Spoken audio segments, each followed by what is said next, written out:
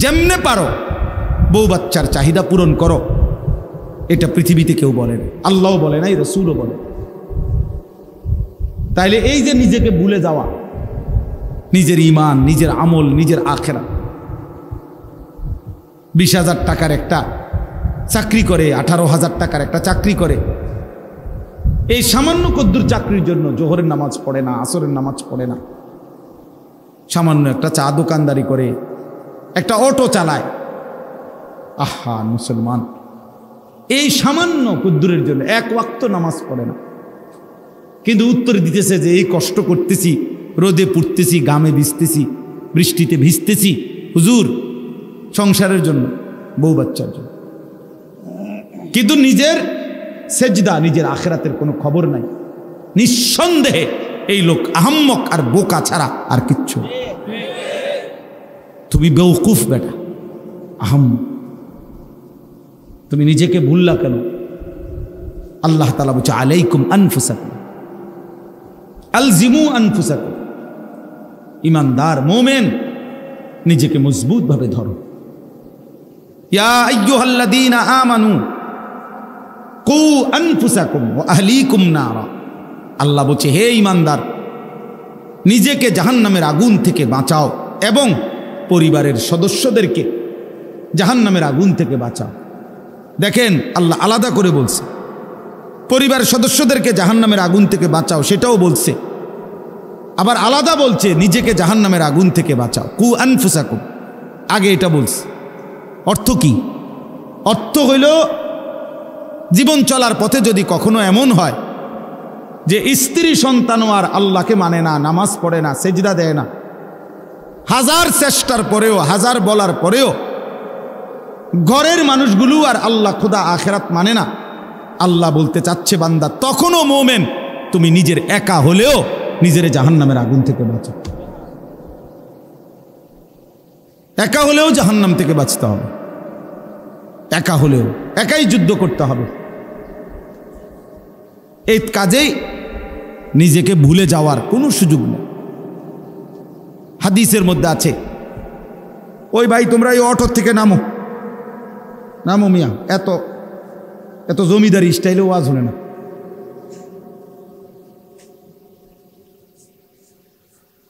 জি, তাইলে এটা জরুরি। হযরত হুযাইফা রাদিয়াল্লাহু তাআলা আনহু একজন সাহাবী, হুযাইফা অনেক বড় সাহাবী। তো উনি একদিন নবীজি সাল্লাল্লাহু আলাইহি সাল্লামকে জিজ্ঞেস করে, যাদেরই বসার সুযোগ হয় বউ, বসলে ভালো, বসলে বরকত হয়। যদি একান্ত বৃষ্টির কারণে, কাদার কারণে বসতে নাই পারলা তো ঠিক আছে, তাহলে দাঁড়ায়, নাই তো বসার সুযোগ থাকলে বসে শুনলে বরকত হয়। আল্লাহর কথা বসে শুনলে বরকত হয়, মনোযোগ হয়, দিল জমে। এজন্য আমি সবাইকে বলতেছি, এদিকটা যদি কষ্ট হয়, যদি কোনো কিছু না থাকে তো ব্যবস্থা করে দেন আপনারা আয়োজকরা, না হয়তো জুতার উপরে বসো, বৈশা কোনো না কোনোভাবে, যাদের ফ্যান বেশি সি ফাইটারে টানা দিয়া দর্শো বইও। অনেকের আবার সিফার কারণে বই তারা না, তুমি শুইয়া লাও দেওয়ার কারণে যাও। মাশাআল্লাহ, মাশাআল্লাহ। হযরতে হুযাইফা রাদিয়াল্লাহু তাআলা আনহু বলেন, নবীজি সাল্লাল্লাহু আলাইহি সাল্লামকে জিজ্ঞেস করছে, ইয়া রাসূলুল্লাহ, লম্বা হাদিস, এর মধ্যে একটু শুধু বলতেছি আর কি। তিনি বলেন যে ইয়া রাসূলুল্লাহ, আমি যদি জীবন চলার পথে কখনো এমন হয় যে আমি আল্লাহর দ্বীনের উপরে চলতে গিয়ে আমার সাথে আর কেউরে পেলাম না, সবাই আল্লাহর নাফরমানিতে লিপ্ত,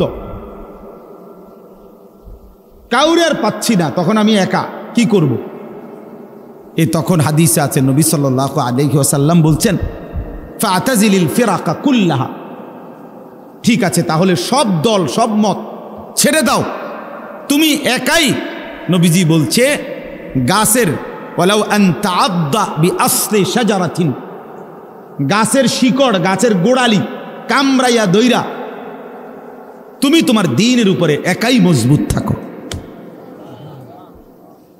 প্রয়োজনে গাছের শিকড় কামড়ায় দাও, আমি একাই, তবু আমি আল্লাহর নাফরমানি করব, আমি আল্লাহর নাফরমানি করব, আমার সাথে আমি আর কাউরে পাইলাম না, তো ঠিক আছে একাই। রাসূলুল্লাহ সাল্লাল্লাহু আলাইহি সাল্লামের একজন সাহাবী ছিলেন আবু যর গিফারি রাদিয়াল্লাহু তাআলা আনহু। নবীজির ইন্তেকালের পরে সাহাবাদের জামানায় উনার ব্যক্তিগত একটা মত ছিল একটা মাসআলায়। এই একটি মত ছিল এরকম উনার, যেই মতে পক্ষে উনার পক্ষে একজন সাহাবীও ছিল না। মানে এই কথাটার উপরে আর কেউ একমত না, শুধু এটা উনি একাই কইছে, আর কেউ উনার সাথে একমত ছিল না। সাহাবীরা তখন এই সাহাবী আবু যর গিফারি রাদিয়াল্লাহু তাআলা আনহু, হযরত ওসমান রাদিয়াল্লাহু তাআলা আনহুর জামানায় মদিনা থেকে অনেক দূরে 300 কিলোমিটার আরো বেশি হবে, একেবারে নিভৃত একাকী একটি এলাকার মধ্যে শুধু একা, উনি একাই সেখানে চলে গেছেন এবং সেখানেই উনার ইন্তেকাল হয়েছে। একাকিত্ব জীবন গ্রহণ করছে, রাবাজা নামক জায়গার মধ্যে চলে গেছেন তিনি। তো এটা অনেক বড় মাসালা, এই জন্য আমি মাসালাটা কইলাম না, মানে এটা লইয়া যেহেতু আমার এখন আলোচ্য বিষয় না। বলার উদ্দেশ্য শুধু এইটা, এক মুমিনের হিম্মত হবে এটা, যে এই পৃথিবীতে আমি যদি আর কেউ না এটা দরকার নাই আপনাকে, মানে এটা প্রয়োজনীয় না, আপনাদের বুঝার বিষয় না আর কি, আল্লাহকে কইলাম। তো মানে প্রয়োজন শুধু এই কথাটা উদাহরণ দিছিলাম আর কি, এই কথাটা দেখানোর জন্য যে জীবন চলার পথে যদি ইমানের উপরে থাকতে গিয়ে, ইসলামের উপরে থাকতে গিয়ে, আল্লাহর দ্বীনের উপরে থাকতে গিয়ে আমি একাও যদি হয়ে যাই, তো আমাকে একাই কি করতে হবে? আল্লাহর দ্বীনের উপরে থাকতে। আমি আর একজনে কি ইরমু, সমাজের এই দশা, 10 জনের এই দশা, আর আমি একলা কিতা করবো হুজুর? 10 জনের যে গতি আমারও সেই গতি, এটা কোনো কথা হইতে, এইটা বুঝাইতে চাচ্ছি। এটা কোনো মুমিনের কথা না। রাসূলুল্লাহ সাল্লাল্লাহু আলাইহি সাল্লামের একটা যুদ্ধ ছিল, হুনাইনের যুদ্ধ, নবীজির জামানায়।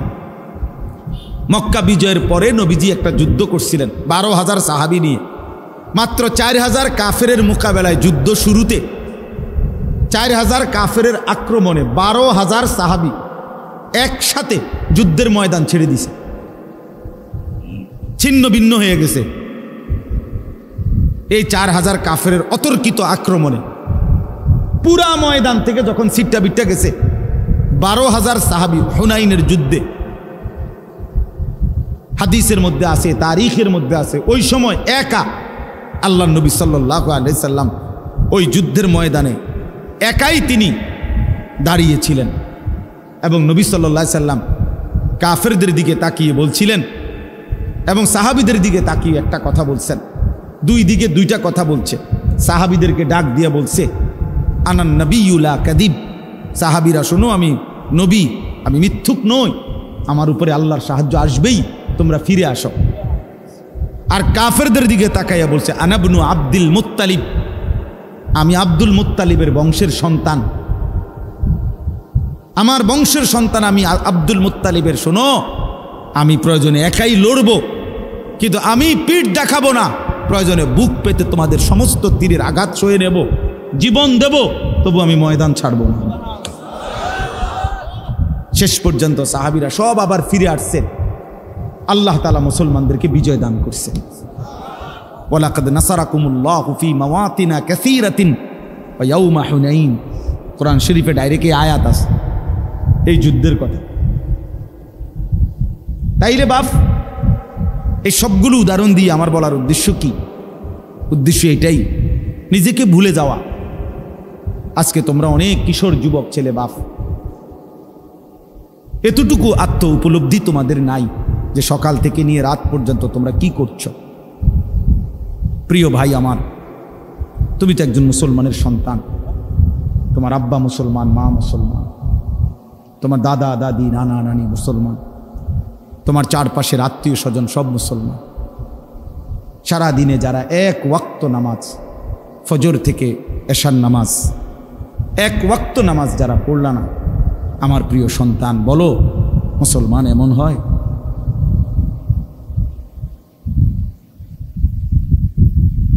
বলো ভাইয়া। রাত অনেক হয়েছে, যেভাবেই হোক, আসলে আমরাও সময়টা আন্দাজ করতে পারি নাই। যার কারণে আমারও টার্গেট ছিল না এত রাত হবে। আর এই যে বলছে ভাই দুঃখের কথা কি, আমি আসলে আরো রুম আছিল, উনি ইচ্ছা করলে বইতে আসত, উনি যে বইছে না এটা আমার উপরে চাপাই দিছে দোষটা। যাই হোক, আসলে আমি প্রতিদিন মাদ্রাসার মধ্যে মানুষের এই আসা যাওয়া, এর ভিতরে দিয়ে যে দূর সম্ভব হয়, জিন্দিগির কোনো আগামাথাও নাই, কোন সময় যে খাই কোন সময় ঘুমাই,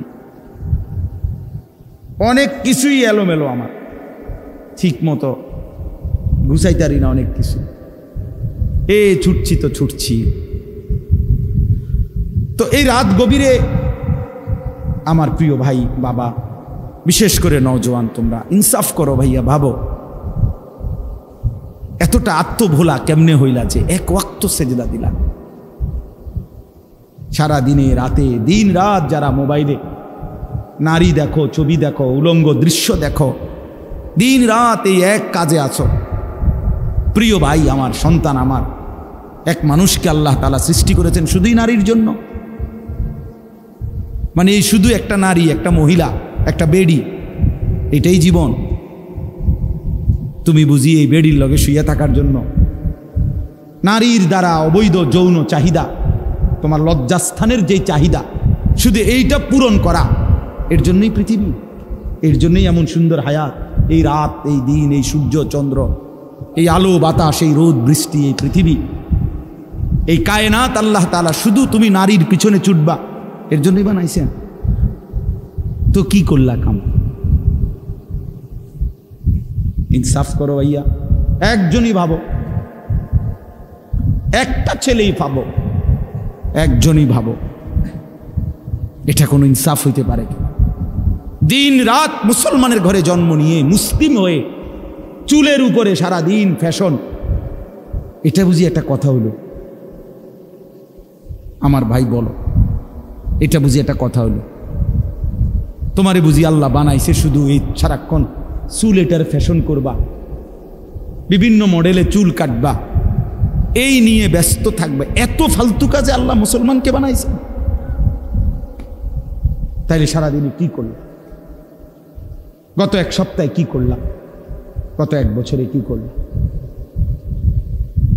বলো ভাই, বলো। চারিদিকে হত্যা, খুন, ধর্ষণ, নির্যাতন, পরকীয়া, স্বামী থাকতে স্ত্রী অন্য নারীতে আসক্ত, স্ত্রী থাকতে পুরুষ অন্য নারীতে আসক্ত। কি পরিমাণ বেড়ে গেছে, কি পরিমাণ অসভ্যতার অস্থিরতা বেড়ে গেছে।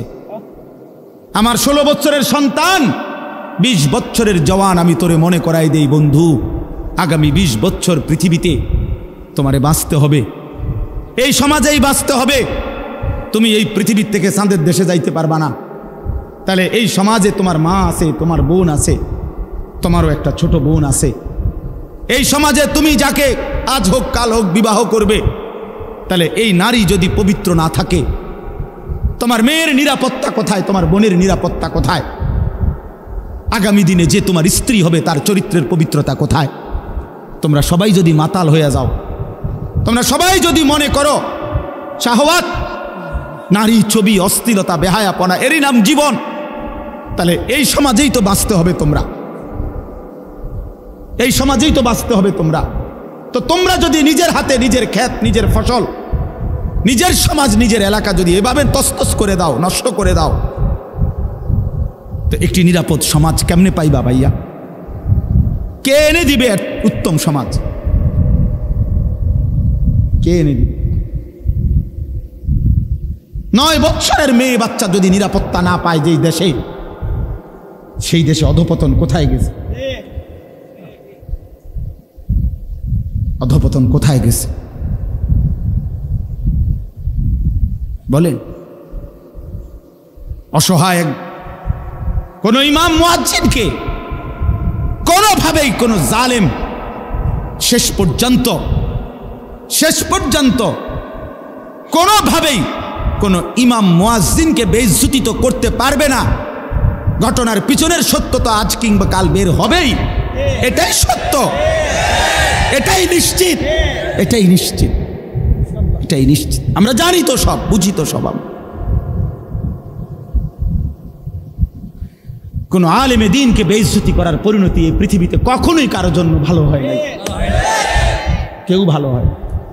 আমরা কিতাবে পড়ছি আলেমে দ্বীনের রক্ত বিষের মতো, বিষ লাগলে যেমন মরে যায়, কোন আলেমে দ্বীনের রক্তের সাথে কারো বেইজ্জতি করলে আল্লাহ তাআলা তার ধ্বংস করে দেয়, বরবাদ করে দেয়, বরবাদ হয়ে যায়। এটা অকাট্য সত্য। এজন্য নওজোয়ান,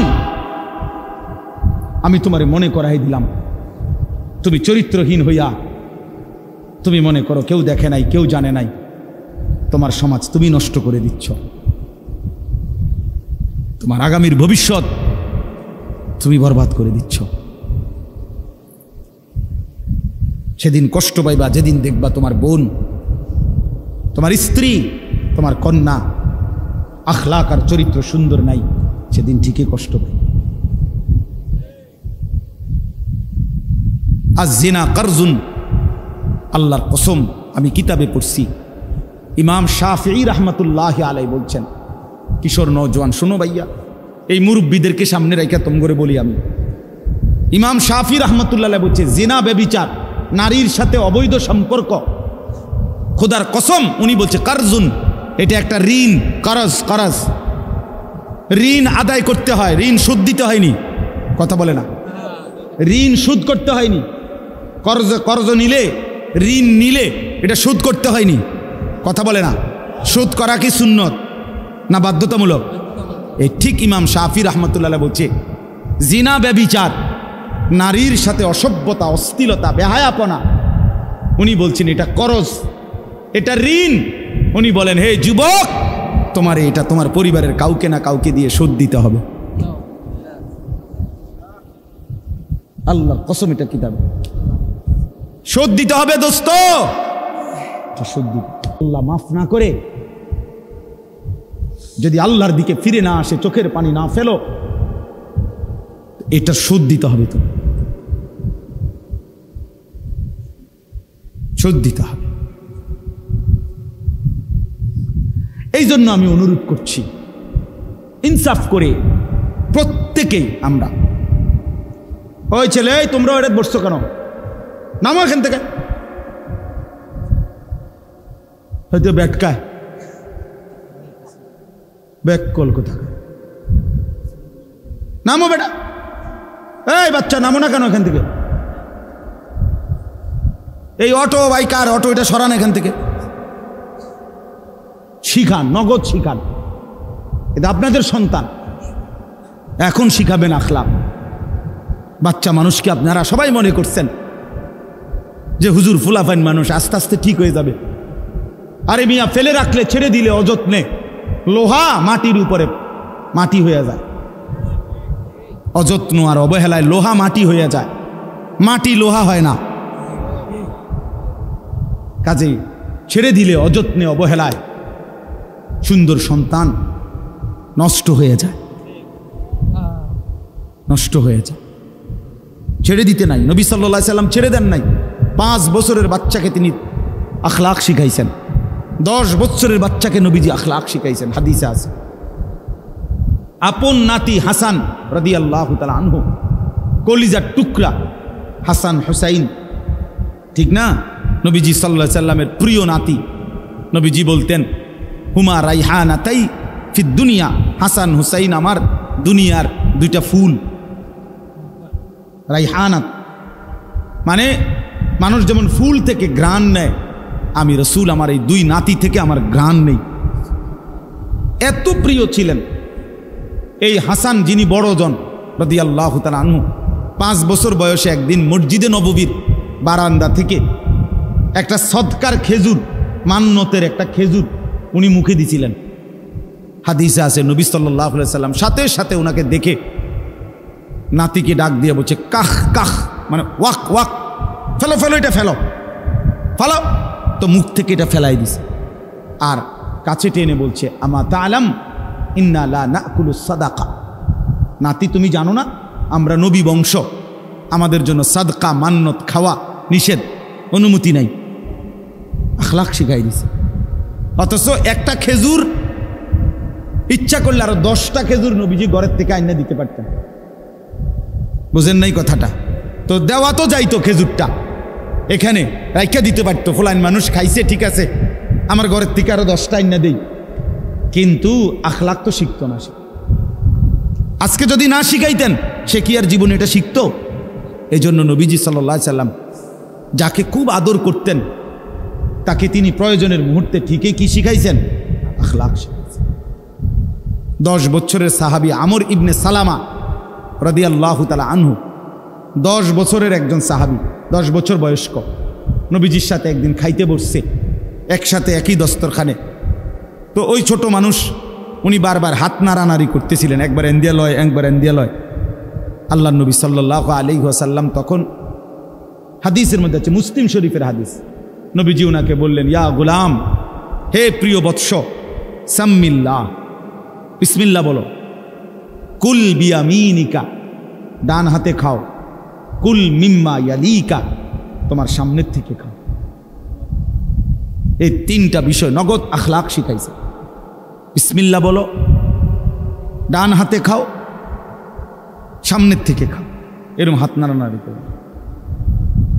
আপনি বাবা কোনোদিন জিজ্ঞাসা করলেন না আপনার 14 বছরের ছেলেটারে যে বাপ তুমি এটা কার মতো চুল রাখছো, তুমি কিসের বাপ,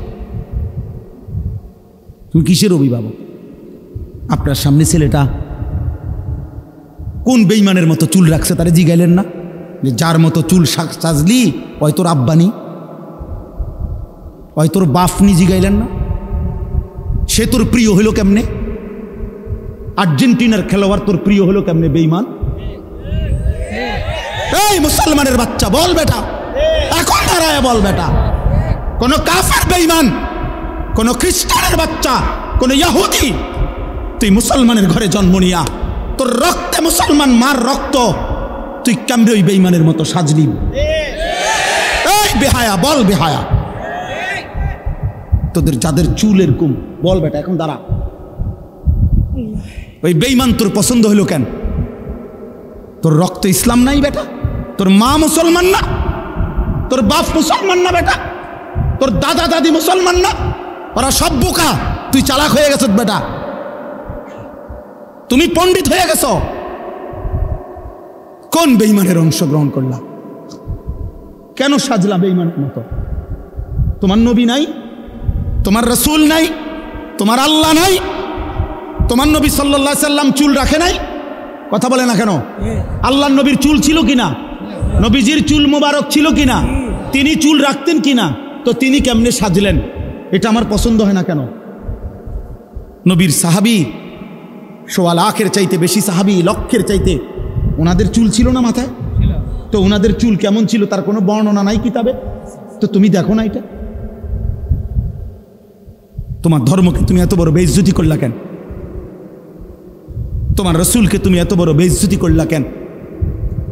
তুমি যদি নবী সাল্লাল্লাহু আলাইহি সাল্লামের কাছে আমলনামা দিয়া বলো যে ইয়া রাসূলুল্লাহ, এই যে আমি আনিসুর রহমান, আমার সুপারিশটা আপনি করেন হাসরের ময়দানে, এই যে আমার আমলনামা, আল্লাহ নবী সাল্লাল্লাহু আলাইহি ওয়াসাল্লাম যদি আমলনামা উল্টাইয়া দেখবে আর বলবে, হায় আনিসুর রহমান, 6 মাস 1 বছর কোনোদিন ফজরের নামাজ পড়ল না।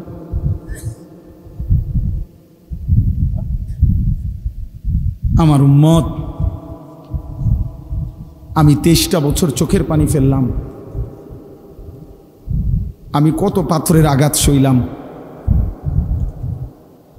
আমি ক্ষুধার কষ্টে পেটে পাথর বাঁধলাম,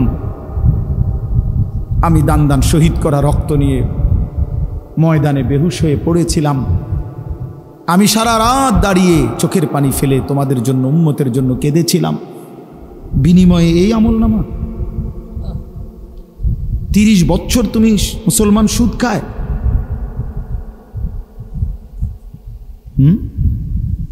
30 বছর, 40 বছর সুদ খায়, আপনার ঘরে 30 বছর টেলিভিশন চলে, নারী নাচ গান, এগুলো নবীজি দেখবে না? কথা বলেন না কেন? নবী এগুলো দেখবে না? তো কিছু বলবে না? না বলবে মাশাআল্লাহ দারুণ আমলনামা নিয়ে আসছে, আসো তোমার জান্নাত বুঝাই দেই। না সুপারিশ মানে এই নাকি? কোনো নিয়ম কানুন নাই। নবীজি সুপারিশ করবে কথার মানে কি? মানে নবীজি বলছে উম্মত তোমার যা মন চাই তা গুনাহ করে মৃত্যু পর্যন্ত এই অবস্থায় তুমি আইসো কবরে হাসরে, আমি শুধু সুপারিশ করে জান্নাত দিয়ে দেব, এই তো না? আমার বাপ ইনসাফ করে। ছেলেরা তোমরাও ইনসাফ করো। প্রিয় ভাই আমার, ভাবতে শিখো। কেমনে দেখাইবা? রাসূলুল্লাহ সাল্লাল্লাহু আলাইহি সাল্লাম কাঁদবেন, চোখের পানি ফেলবেন, বলবেন উম্মত আমি শ্রেষ্ঠ নবী, তুমি আমার শ্রেষ্ঠ উম্মত, শ্রেষ্ঠ উম্মত হইয়া তুমি আমার এই হাসরের ময়দানে কেমনে পারলা এত বড় বেইজ্জতি করতে? আল্লাহর কাছে নবী যখন পেশ করবে রব্বুল আলামিন আমার উম্মতের আমলনামা সুপারিশ করলাম, রব্বুল আলামিন বলবে বন্ধু এটা কি আমলনামা দেখালি?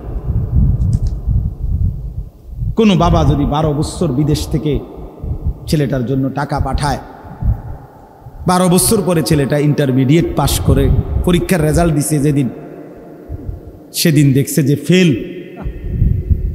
ওই বাপ যদি চিৎকার করে কাঁদবে আর বলবে যে আরে বাপ তুই জানোস না আমি 12টা বছর আমি এই রোদ ভরা ঘামে ভরা বিদেশের মধ্যে থাইকা টাকাগুলো রোজগার করে, বিশ্বাস করেন জানেন না আমি হজ্জের সফর থেকে আসছি অল্প কয়দিন হয়, ঠিক এই গত মঙ্গলবারে, আজকে মঙ্গলবার, কত প্রবাসী যে আমি দেখছি। আমি ব্যক্তি আমার ছোট ভাই এই যে মাওলানা আতিক, গত বছরও আমার সাথে সে উমরার সফরে ছিল রমজান, ওই দেখছে যে প্রবাসী গো, কারণ আমি হাঁটতেই পারি না কোন দিয়ে, যে এন দিয়া হাঁটি এন দিয়ে মনো 10, 20, 50 জন পোলাফাই আমরা দেশি, যেখান দিয়া দেখে ও এন দিয়ে জাতা দিয়া ধরে, এ জড়ায় ধরে ধরে কান্দে যে হুজুর 12 ঘন্টা 14 ঘন্টা ডিউটি করি এই প্রখর রৌদ্রের মধ্যে, এরপরে নিজের খানা নিজে, নিজের জামাটা নিজেই ধোয় না, কে ধুইব না, নিজের রান্নাটা নিজে রান্ধে, একটা ছোট্ট রুমের মধ্যে মানুষ আড়ে না, 6 জন থাকে 12 জন, কোনো রকমে জান্ডা লইয়া পড়ে আছে যে বুকটা বাইন্দা কলজাটা বাইন্দা, এই 2 টাকা 5 টাকা জমাইয়া সবটা টাকা বাড়ি ঘরে বউ বাচ্চার জন্য, মা বাবার জন্য, তাদের মুখে হাসি ফুটার জন্য দিয়া দেয়। সেই বাবা 12 বছর পরে সে কি পরিমাণ কাঁদবে আর বলবে সন্তান আমার রক্ত পানি করা এই টাকার বিনিময়ে এই রেজাল্ট,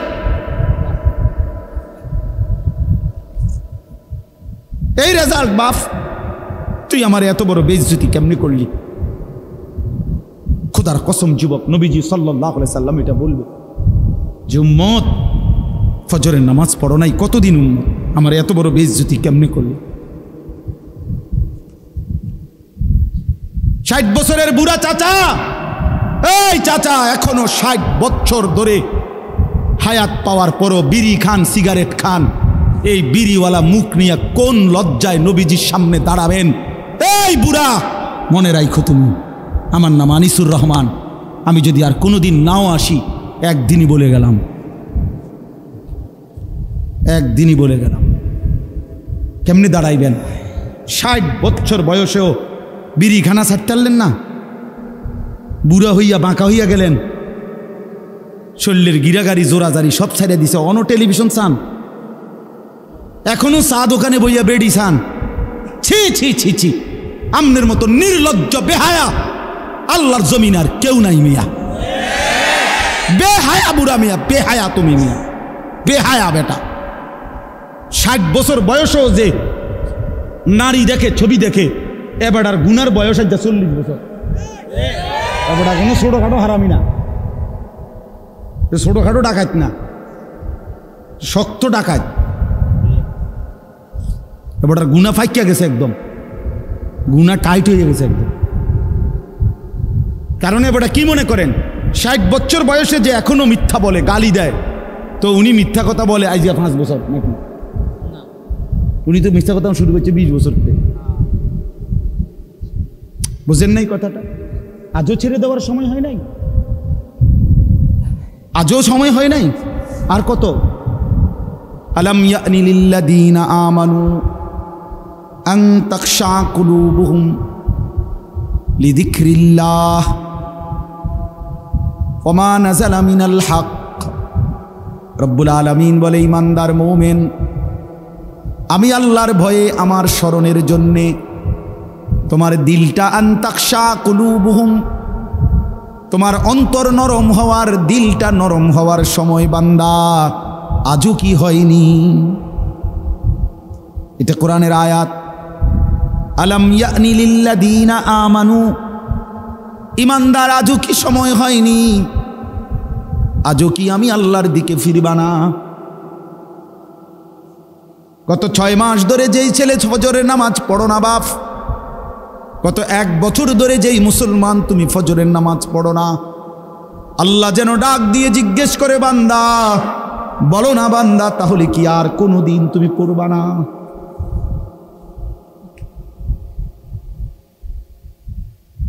আমি কি বুঝি তোমাকে এমনি এমনিই খাওয়াবো আর পড়াবো, তুমি কি আমাকে সেজদা দিবা না? কি হবে উত্তর? ইয়া আইয়ুহাল ইনসানু মা গাররাকা বিরাব্বিকাল কারীম। রব্বুল আলামিন বলে, মানুষ, বান্দা আমার, মানুষ আমার মতো দয়ালু মেহেরবান রব, আমার মতো এমন দয়ালু মালিক, আমার মতো দয়ালু এমন লালন পালনকারী আল্লাহ, তাকে কেমনে ভুলে কে তোমাকে ধোকা দিল? আমি আল্লাহকে ছেড়ে দিলাম। মা গাররাক, তুমি কি জানো বান্দা, আমি তো সেই আল্লাহ, 1 ফোঁটা নাপাক পানির উপরে এমন সুন্দর একটা ডিজাইন আমি আল্লাহ করেছি।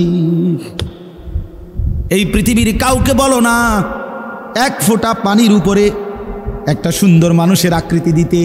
পানির উপরে ডিজাইন করবে কেমনে? পানির মধ্যে ডিজাইন করবে কেমনে? রব্বুল আলামিন বলে, বীর্যের 1 ফোঁটা পানির মধ্যেই তো আমি এমন সুন্দর আকৃতি দিয়েছি। ইন্না খালাকনাল ইনসানা মিন নুতফাতিন আমশাজ। নাপাক বীর্যের ফোঁটা থেকেই তো আমি আল্লাহ মানুষকে বানিয়েছি। আল্লাযী খালাকাকা ফাসাওয়াকা ফাআদালাক ফি আইয়ি সূরাতিন মা শাআ রাক্কাবাক। আমি তো বানিয়েছি, আমি তো সাজিয়েছি, আমি তো এমন সুন্দর চেহারার রং দিয়েছি। এমন দয়ালু মাওলা কেমনে ভুলে গেলা? কেমনে ভুলে গেলা? আলাম নাজআল লাহু আইনাইন। আল্লাহ বলে, বলো না বান্দা, আমি কি 2টা চোখ দেই নাই? বলো, সবাই উত্তর দেন। হ্যাঁ, ওয়া লিসানান। আল্লাহ বলে, বলো না বান্দা, আমি কি জিহ্বা দেই নাই? ওয়া শাফাতাইন। আল্লাহ বলে, বলো না বান্দা, আমি কি 2টা ঠোঁট দেই নাই? দিয়েছেন। তাইলে সেই মালিক যদি বলে, বান্দা আমার দেওয়া জবানে আমার নামটা আমি শুনতে পারলাম না কেন? আমার দেওয়া চোখে আমার কালাম তুমি দেখলা না কেন? আমার দেওয়া কপাল আমি আর রব্বুল আলামিন আমারে সেজদা দিলা না কেন? বন্ধু মনে রাখো ভাইয়া, একটা কথা শক্ত কই, রাগ হইও না প্রিয় ছেলে বাপ। এই কপাল পৃথিবীতে উপার্জনের দুনিয়াবি কোনো কাজে লাগে না। এই হাত পাও এগুলা মানুষের অঙ্গ প্রত্যঙ্গ কাজে লাগে বিভিন্ন উপার্জনের কামে। এই কপাল এটা দুনিয়াবি কোনো কামে লাগে না। দেখ কোনো কাজের জন্য, কোটা দিয়ে কোনো উপার্জনের কোনো কামে, দুনিয়ার কামাইয়ের কোনো কাজে এই কপালের এটুকু জায়গা ব্যবহার হয় না, এটা লাগে না আর কি। তাহলে এটা আল্লাহ তাআলা কেন বানাইছেন? খোদার কসম, রব্বুল আলামিন এই কপাল শুধুই সেজদার জন্য বানাইছেন, শুধু সেজদার জন্য। এই জন্য যে কপাল সেজদা দেয় না, যে কপালে সেজদা নাই, তুই মানুষও না, মানুষের বাচ্চাও না। ইনসানের কোনো কাতারে সে পড়ে না, সে কোনো মানুষের কাতারে পড়ে না। ইনসানের কোনো কাতারে পড়ে না যার কপালে সেজদা নেই। কারণ কপাল বানানোই হয়েছে। সেজদা কাকে বলে? ওয়াদউল জাবহাতে আলাল আরদ, জমিনের মধ্যে কি রাখা। এই তো কপাল রাখাটারেই কি কয়? তার মানে সেজদা কপাল। কপাল বানানোই হয়েছে কিসের জন্য? সিজদা। নবী সাল্লাল্লাহু আলাইহি সাল্লাম বলেন, আকরাবু মা ইয়াকুনুল আবদু মির রাব্বিহি ওয়া হুয়া সাজিদ। নবীজি বলেন, কোন বান্দা আল্লাহর সবচেয়ে ঘনিষ্ঠ হয়, আকরাব সবচেয়ে ঘনিষ্ঠ হয় যখন সে সেজদা করে। সেজদা করে। এজন্য আমার শায়েখ আল্লামা মুফতি মুশতাকুন নবী কাসিমি হুজুর সবসময় এটা বলে যে কোনো বান্দা যখন সেজদা করে তো আল্লাহ তাআলা তার পিঠে মাথায় এভাবে হাত বুলায় দেয়, আদর করে। আল্লাহ আদর করে, আল্লাহর কুদরতি পায়ে সেজদা দেয়, মালিক তখন আদর করে দেয়, পিঠে মাথায় হাত বুলায় দেয়। আল্লাহ ডেকে বলে, আনিস আমারে সেজদা করছো না, ইরফা রাসা, উঠাও, মাথা উঠাও, ওঠো, বসো বসো, আর কিছু বলবা কিনা বলো। তো বান্দা বলে, আত্তাহিয়াতু লিল্লাহি ওয়াস সালাওয়াতু ওয়াত তাইয়্যিবাত। আল্লাহ বলে, আচ্ছা আমার প্রশংসা করলা, খুশি হলাম, আর কিছু? আল্লাহুম্মা সাল্লি আলা মুহাম্মদ ওয়া আলা আলি মুহাম্মদ। ও মাশাআল্লাহ, আমার বন্ধুর প্রশংসা করলা, দুরূদ পড়লা, আমি এত খুশি হলাম, এখন কিছু আর বলবা? তো বান্দা বলে, আল্লাহ সেজদা দিয়ে আপনার কাছে আসলাম, আপনার প্রশংসা করলাম, আপনার বন্ধুর দুরূদ পড়লাম, একটা উদ্দেশ্য আছে, মাকসাদ আছে। কি মাকসাদ, কি উদ্দেশ্য? আল্লাহুম্মা ইন্নী যালামতু নাফসি যুলমান কাসীরা। আয় মাওলা, আমি বড় নাফরমান মাওলা, আমার গুনাহ অনেক বেশি মাওলা, আর আমি জানি ওয়ালা ইয়াগফিরুয যুনুবা ইল্লা আনতা, আপনি ছাড়া আর মাফ করার কেউ নাই। এই জন্য আপনার এত কাছে আসলাম, আপনার স্পর্শ পেলাম, আপনার বড় আকরাব ঘনিষ্ঠ হলাম।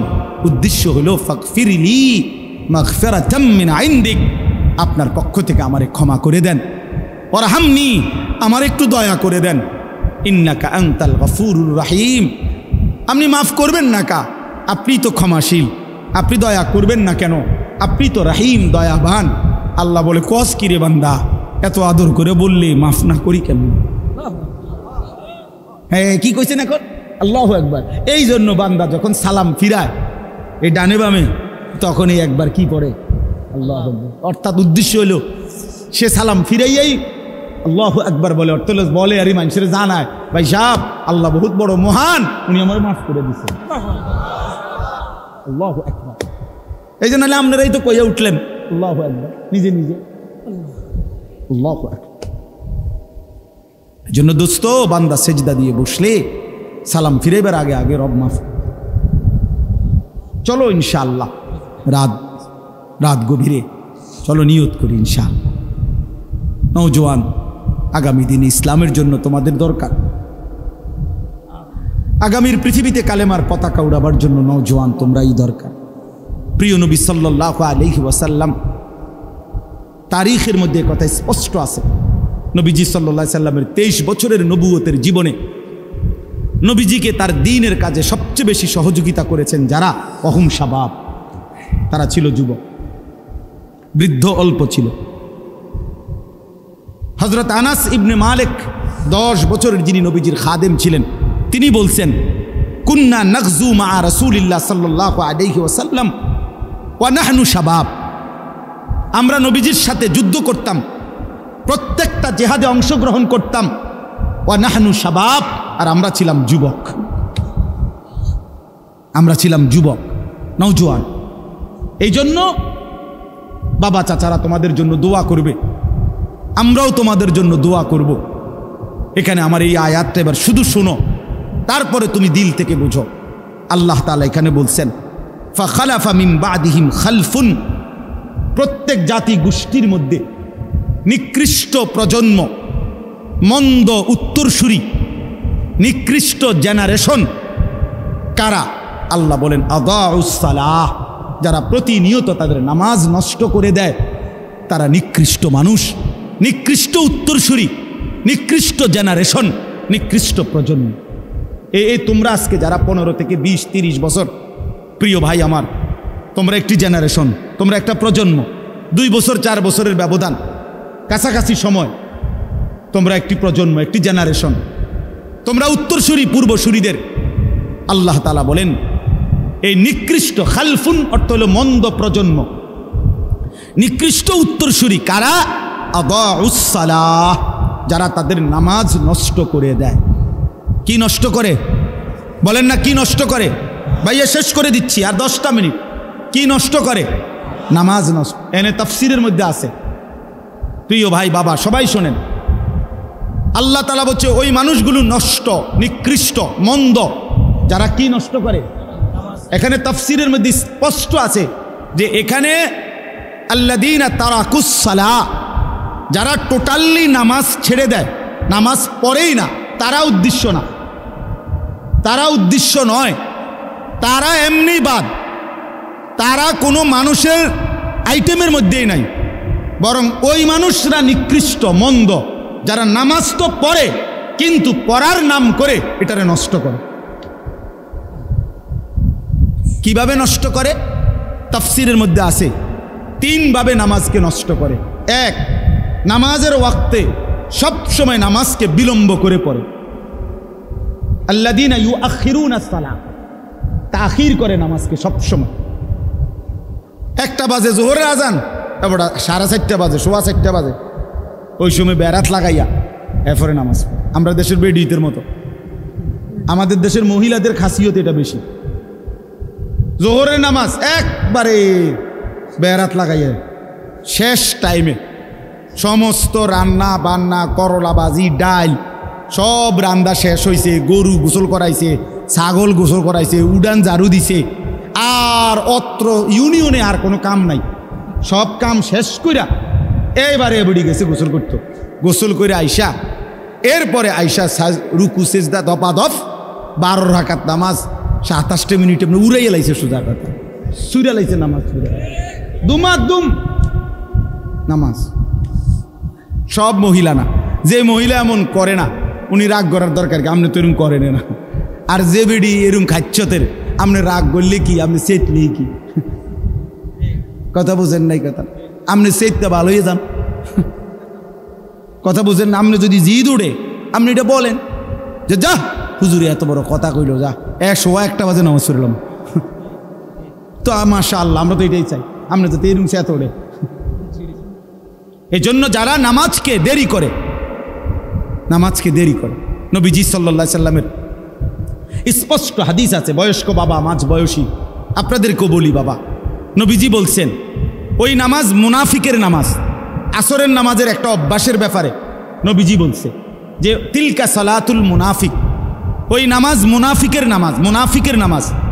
ইয়ারকুবু হাত্তা তাগরুবা শামস, যে আসরের নামাজ না পড়ে বিলম্ব করে, এমনকি সূর্য ডুবার কাছাকাছি হয়ে যায়, ঠিক ওই সময় হাত্তা কানাত বাইনা কারনাই শাইতান, সূর্যটা তখন ডুবতের সময় শয়তানের 2 শিংয়ের মাঝখানে থাকে। নবীজি বলেন কামা ফানাক্কারা আরবাআন, তখন ওই লোক আসরের নামাজের নাম করে 4 রাকাতে যেন 4টা ঠক্কর মারে। লা ইয়াযকুরুল্লাহ ইল্লা কালিলা, ঠিক মতো তাসবিহগুলো, নামাজের আহকামগুলো আদায় করে না। নবীজি 3 বার বলছে ওইটা মুনাফিকের নামাজ, মুনাফিকের নামাজ, মুনাফিকের নামাজ। তাহলে কি বোঝা গেল? নামাজ পড়ে না এটা না, নামাজ পড়ে, তবে কি করে? কথা বলেন না কেন? সে নিকৃষ্ট। 2 নাম্বার, নামাজের মধ্যে ফরজ আছে, ওয়াজিব আছে, সুন্নত আছে, মুস্তাহাব আছে, আছে কি না? এগুলো যে ঠিকমতো আদায় করে না, রুকু সেজদা যে ঠিকমতো আদায় করে না, তাসবিহগুলো ঠিকমতো আদায় করে না, নামাজের ওয়াজিব ফরজগুলো ঠিকমতো আদায় করে না, রুকু দিছে, রুকুর থেকে সোজা হয়ে দাঁড়ানো কি ওয়াজিব? কথা বলেন না, ওয়াজিব। এবার রুকুর থেকে একটু উঠতেই নিচের দিকে যায়, এমন কাকু নাই? আছে, আছে, আমরা বহুত দেখছি। সেজদা দিতে গিয়া 2 সেজদার মাঝখানে স্থির হয়ে বসা ওয়াজিব। কি বলেন না? ওয়াজিব। এবার সেজদা দেয় কেমনে? একটা সেজদা দিয়া মাথাটা একটু আলগি দিয়ে আরেকটা মান পটপট করে 2টা সেজদা মেরে দিল। আরে বুঝেন আপনি কি সেজদা দিলেন? মাঝখানের ওয়াজিব ছুটে গেল যে। কথা বলেন নাই? এই আল্লাহ তাআলা বলছেন এই মানুষগুলো হচ্ছে নিকৃষ্ট। নবীজি সাল্লাল্লাহু আলাইহি সাল্লাম বলছেন আসরাকুস সারিক, রুকু সেজদা যে চুরি করে সে সবচেয়ে বড় চোর, বড় বিগ চোর, গ্রেট চোর, বড় চোর, চোর দা গ্রেট। হ্যাঁ, তাইলে বোঝা গেল নামাজকে যে ফরজ ওয়াজিব মুস্তাহাব সুন্নাত ঠিকমতো আদায় করে না, সে তার নামাজকে কি করে? নষ্ট করে। 3 নাম্বার হলো নামাজের জামাত যে ছেড়ে দেয়, জামাতে যে নামাজ পড়ে না, এটাকে অভ্যস্ত বানায় নিছে জামাত ছেড়ে দেওয়া, এই ব্যক্তিও নামাজকে নষ্ট করে।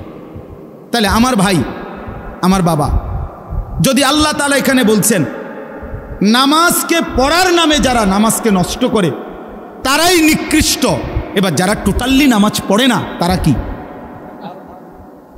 বালহুম আদাল, তারা তার চাইতে নিকৃষ্ট। এই জন্য দোস্ত আমার, এত বড় ভুল করো না। কষ্ট দিছি বাপ, রাত অনেক হয়েছে, প্রিয় ভাই নষ্ট হইও না। কোরআন শরীফে আছে, আল্লাহ তাআলা বলছে বহু জাহান্নামীকে জাহান্নামের আগুনে দাউ দাউ করে যখন জ্বলবে তো ফেরেশতারা জিজ্ঞাসা করবে মা সালাকাকুম ফি সাকার, হে আল্লাহর বান্দা কেন জাহান্নামে আসলা? ক্বালু লাম নাকু মিনাল মুসাল্লিন, জাহান্নামী নাফরমান তখন বলবে ফেরেশতা লাম নাকু মিনাল মুসাল্লিন, আমি নামাজি ছিলাম না, এজন্য আজ জাহান্নামী হলাম, এজন্য আজ জাহান্নামী হলাম। কোরআনুল কারীমের মধ্যে আছে আল্লাহ তাআলা বলেন কাল্লা ইযা বালাগাতিত তারাকি ওয়া কিলা মান রাক ওয়া যান্না আন্নাহুল ফিরাক ওয়ালতাফাতিস সাকু বিস-সাক ইলা রাব্বিকা ইয়াওমা ইদিনিল মাসাক। সংক্ষিপ্ত অর্থ হইল আল্লাহ বলছে মালাকুল মউত আজরাইল বহু নাফরমানের জান কবজ করবার সময় এমন হবে যাদের কলিজার ভিতর থেকে রূহটা ধরে আজরাইল একটা টান দিয়া ছিঁড়ে ফেলবে, ছিঁড়বার সাথে সাথেই কণ্ঠনালীতে আইসা ওই রূহটা আটকাইয়া যাবে, বের হতে চাইবে না। মালাকুল মউত আজরাইল টাইনা হেসরাইয়া ওই রূহটাকে ছিন্ন ভিন্ন করে ছিঁড়ে ফেলবে। আল্লাহ কোরআনে বলছেন এমন নিকৃষ্ট মৃত্যু হবে কার? ফালা সাদ্দাকা ওয়ালা সাল্লা, ওই নাফরমান যে আমি আল্লাহর কথা বিশ্বাস করে নাই, ওয়ালা সাল্লা, এবং নামাজ আদায় করে নাই। আল্লাহ বলে নামাজ আদায় করে নাই, এজন্য আমি রব্বুল আলামিন শুনাইলাম নাফরমান আজরাইল তোর জান কবজের দিন তোর কলজা থেকে তোর রূহটা ছিঁড়া ফেলবে, ছিন্ন ভিন্ন করে ফেলবে। বাতের তালাই জীবনের সব না, দুনিয়া ভোগ করলে সফল হয় না। দুনিয়া তো দোস্ত বেঈমানও ভোগ করে, কাফেরও ভোগ করে, ইহুদি খ্রিস্টানও তো দুনিয়া ভোগ করে, যে আল্লাহকে মানে না নাস্তিক মুরতাদ বেঈমান সেও তো দুনিয়া ভোগ করে। দোস্ত আমার, বন্ধু আমার, রাস্তার ওই জন্তু জানোয়ার কুকুর বিড়ালও তো দুনিয়া ভোগ করে, করে না? সূর্য কি তার গায়ে পড়ে না? চাঁদের আলো কি তার গায়ে পড়ে না? রোদ বৃষ্টি কি সে উপভোগ করে না? সেও তো খাবার খায়, ঘুম যায়, পেশাব পায়খানা করে, সেও তো তার যৌন চাহিদা পূরণ করে। এজন্য তো গরুরও বাচ্চা হয়, কুকুরেরও বাচ্চা হয়। এজন্য জীবন মানে যদি শুধু খাও ঘুমাও আর পেশাব পায়খানার যৌবনের চাহিদা পূরণ, তাহলে এই জীবন আর জানোয়ারের জীবনের মধ্যে তফাৎ কি?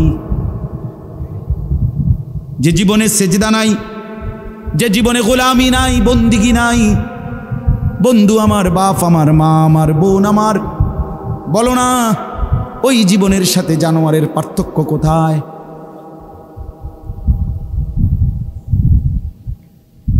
আল্লাহ বুঝদান করেন। ফাখালাফা মিন বাদিহিম খালফুন আদাউস সালাতা ওয়াত্তাবাউশ শাহওয়াত। আল্লাহ বলে নিকৃষ্ট মানুষ তারা, প্রজন্ম তারা, যারা নামাজকে নষ্ট করে দেয়, ওয়াত্তাবাউশ শাহওয়াত, এবং নিজের মনের চাহিদার অনুসরণ করে, যা মন চায় তাই করে। কিসের আল্লাহ, কিসের রাসূল, কিসের কোরআন, কিসের ধর্ম, কিসের দিন, তার মনে যা চায় তাই করে। আল্লাহ বলেন মনের চাহিদার অনুসরণ করে, নিজের যখন যা ভাল লাগে তাই করে, নামাজকে নষ্ট করে। ফাসাউফা ইয়ালকাউনা গাইয়া। রব্বুল আলামিন বলে বান্দা মনে রেখো, এমন নিকৃষ্ট নাফরমান বান্দাকে কিয়ামতের দিন আমি আল্লাহ জাহান্নামের সবচেয়ে নিকৃষ্ট গর্ত, জাহান্নামের মধ্যে একটা গর্ত আছে গাই, এই গর্তের নাম গাই। হাদিসের মধ্যে তাফসিরে আছে জাহান্নামের সবচেয়ে বেশি আযাব কঠিন ওই গাই নামক গর্তটার মধ্যে। তো তাফসিরের মধ্যে আমরা নিজে পড়ছি, নবীজি সাল্লাল্লাহু আলাইহি সাল্লাম বলছে জাহান্নামের বাকি অংশ, মানে জাহান্নামের বাকি অংশ ওই গর্তটার থেকে আল্লাহর কাছে পানা চায় যে আল্লাহ আমি জাহান্নামের এই অংশরেও আমরা ওই গর্তে ফেলাইন। কি কঠিন বিষয়। তো আল্লাহ এখানে বলছে ফাসাউফা ইয়ালকাউনা গাইয়া, এই নামাজকে প্রতিনিয়ত নষ্ট করে দেয়। আল্লাহ মাফ করে দেন। ওয়াত্তাবাউশ শাহওয়াত, এই শেষ, এবং মনের চাহিদার যে অনুসরণ করে, ফাসাউফা ইয়ালকাউনা গাইয়া, আমি আল্লাহ জাহান্নামের সেই নিকৃষ্ট গর্ত গাই নামক গর্তের মধ্যেই আমি তাকে ছুঁড়ে মারব। নাউযুবিল্লাহ, নাউযুবিল্লাহ, নাউযুবিল্লাহ। অতএব প্রিয় ভাই আমার, আমি অনুরোধ করছি, তোমরা কিশোর যুবক, আলহামদুলিল্লাহ অনেক ছেলে, এত গভীর রাত তোমরা কষ্ট করে বাবা মহব্বত করেই তোমরা বসছো, আমরা জানি। আল্লাহকে ভুলে যেও না, আখেরাত ভুলে যাইও না। দেখবা ভাইয়া দুনিয়ার ভাত মাছ চাল ডাল, দুনিয়ার তোমার চাহিদা পূরণ হয়েই যাবে। যেই আল্লাহ তাআলা ক্ষুধা দিছেন ওই আল্লাহ তাআলাই খাবারের ব্যবস্থা করছেন। যেই আল্লাহ তাআলা তৃষ্ণা দিছেন ওই আল্লাহ তাআলাই পানির ব্যবস্থা করছেন। অতএব লজ্জাস্থানের চাহিদা যিনি দিছেন তিনি আল্লাহ তাআলা বৈধ হালাল স্ত্রীও ইন্তজাম করে রাখছেন। তুমি মাতাল হইও না, চরিত্রহীন হইও না, নষ্ট হইও না, নিজের হাত মন্দ কাজে নষ্ট করো না, নিজের চরিত্র নিজের আখলাক নষ্ট করো না ভাই। যে জিনিস তোমার প্রয়োজন, যেই চাহিদা তোমার ভিতরে, সে চাহিদা আল্লাহ দিছে, সেই চাহিদা পূরণের ব্যবস্থাও আল্লাহ রাখছে। এই পৃথিবীতে স্বামী স্ত্রীর পবিত্র সম্পর্কের মাধ্যমেই আদম এবং হাওয়া থেকে চলমান এই ধারা এই পৃথিবীতে চলে আসছে। তুমিও কোনো মা বাবার সন্তান, অতএব স্বামী স্ত্রীর এই বন্ধন মিলেই যাবে। যেটা এমনিতেই হয়ে যাবে সেটার জন্য নিজেরে নষ্ট করে ফেলা, চরিত্রহীন বানিয়ে ফেলা উচিত না। এই জন্য একটা ছেলেও যদি বুঝে থাকো তাহলে নারী, ছবি, মোবাইলের অশ্লীল দৃশ্য, এই শাহওয়াত, এই অসভ্যতা, এই নোংরামি ছেড়ে দিও। যদি কেউ একজনও মনে করো আমি সফল, যদি একজনও ভালো হও আমি সার্থক, আমাদের এই আয়োজন সার্থক। বলেন আলহামদুলিল্লাহ। আল্লাহ তাআলা এটাই বলছেন, ইল্লা মান তাবা। এই দেখেন শেষ কথা, আল্লাহ বলেন এই গুনার রাস্তা থেকে যে তওবা করে ফিরে আসে, ওয়া আমানা, এবং আমি আল্লাহকে মেনে নেয়, ওয়া আমিলা সালিহান, এবং আবার নতুন করে নেক আমল শুরু করে দেয়, ফাউলাইকা ইয়াদখুলুনাল জান্নাহ, আমি আল্লাহ ওয়াদা দিলাম ওই মানুষগুলো নিশ্চিত জান্নাতেই প্রবেশ করবে। ওয়ালা ইউজলামুনা শাইআ, এক বিন্দু জুলুম করা হবে না। মানে পিছনের ওই গুনার জন্য আমি আল্লাহ লজ্জা দেব না। আমার বান্দা তওবা করছে, ফিরে আসছে, আগের গুনাহ ছেড়ে দিছে, চোখের পানি ফেলছে, আমি তারে দুনিয়াতেও বেইজ্জতি করব না, আমি আল্লাহ তারে আখিরাতেও জুলুম করব না। এই জন্য চলেন বাবা ভাই, আলহামদুলিল্লাহ উলামায়ে কেরাম, তোলাবায়ে ইজাম সবাই ভালোবেসে এই মাহফিলের আয়োজন করছে। এতটা রাত অবধি আমরা বসছি। কিশোর নওজোয়ান, তোমরা ওয়াদা করো দিল থেকে, তোমরা তোমাদের এই চুল স্বাভাবিক বানাও। বেঈমান তোমাদের নিয়ে হাসে, বেঈমান তোমাদেরকে নিয়ে হাসে। ওই যে দেখো এদের পরিচয় তো মুসলমান, চেহারা, সুরত, আখলাক, এটা দেখে হাসে। এজন্য ইসলামকে তোমরা হাসির পাত্র বানায়ও না। প্রিয় নবী সাল্লাল্লাহু আলাইহি ওয়াসাল্লামের 23 বছরের এই চোখের পানিকে বিফলে যাইতে দিও না। আল্লাহ আমাদের সবাইকে তৌফিক দেন, কবুল করেন। নওজোয়ান তোমরা আলাদা, যারা 30 বছরের নিচে, তোমরা নিয়ত করো যে নামাজ পড়বা ইনশাআল্লাহ। শুধু ছেলেরা হাত উঠাও, বুড়ারা না, বুড়ারা হাত উঠাইয়েন না। 30-এর উপরে যাদের বয়স তারা হাত উঠাইয়েন না, তারা হাত নামান। 30 বছরের নিচে যাদের বয়স, ওই সবই তো 30 বছরের, বুড়ো মানুষ কই তো, ওই চাচা পাওয়া গেছে। মাশাআল্লাহ, আল্লাহ কবুল করে, আল্লাহ হিম্মত দান করে। ইনশাআল্লাহ তোমরাই লড়বে ইনশাআল্লাহ। আগামীর ইসলাম, আগামীর কালেমার পতাকা তোমরাই উড়াবে ইনশাআল্লাহ। ইসলাম বিজয়ী হবেই হবে ইনশাআল্লাহ, কালেমা বিজয়ী হবে। কাউকে না কাউকে দিয়ে ইসলামের খেদমত আল্লাহ নেবেই।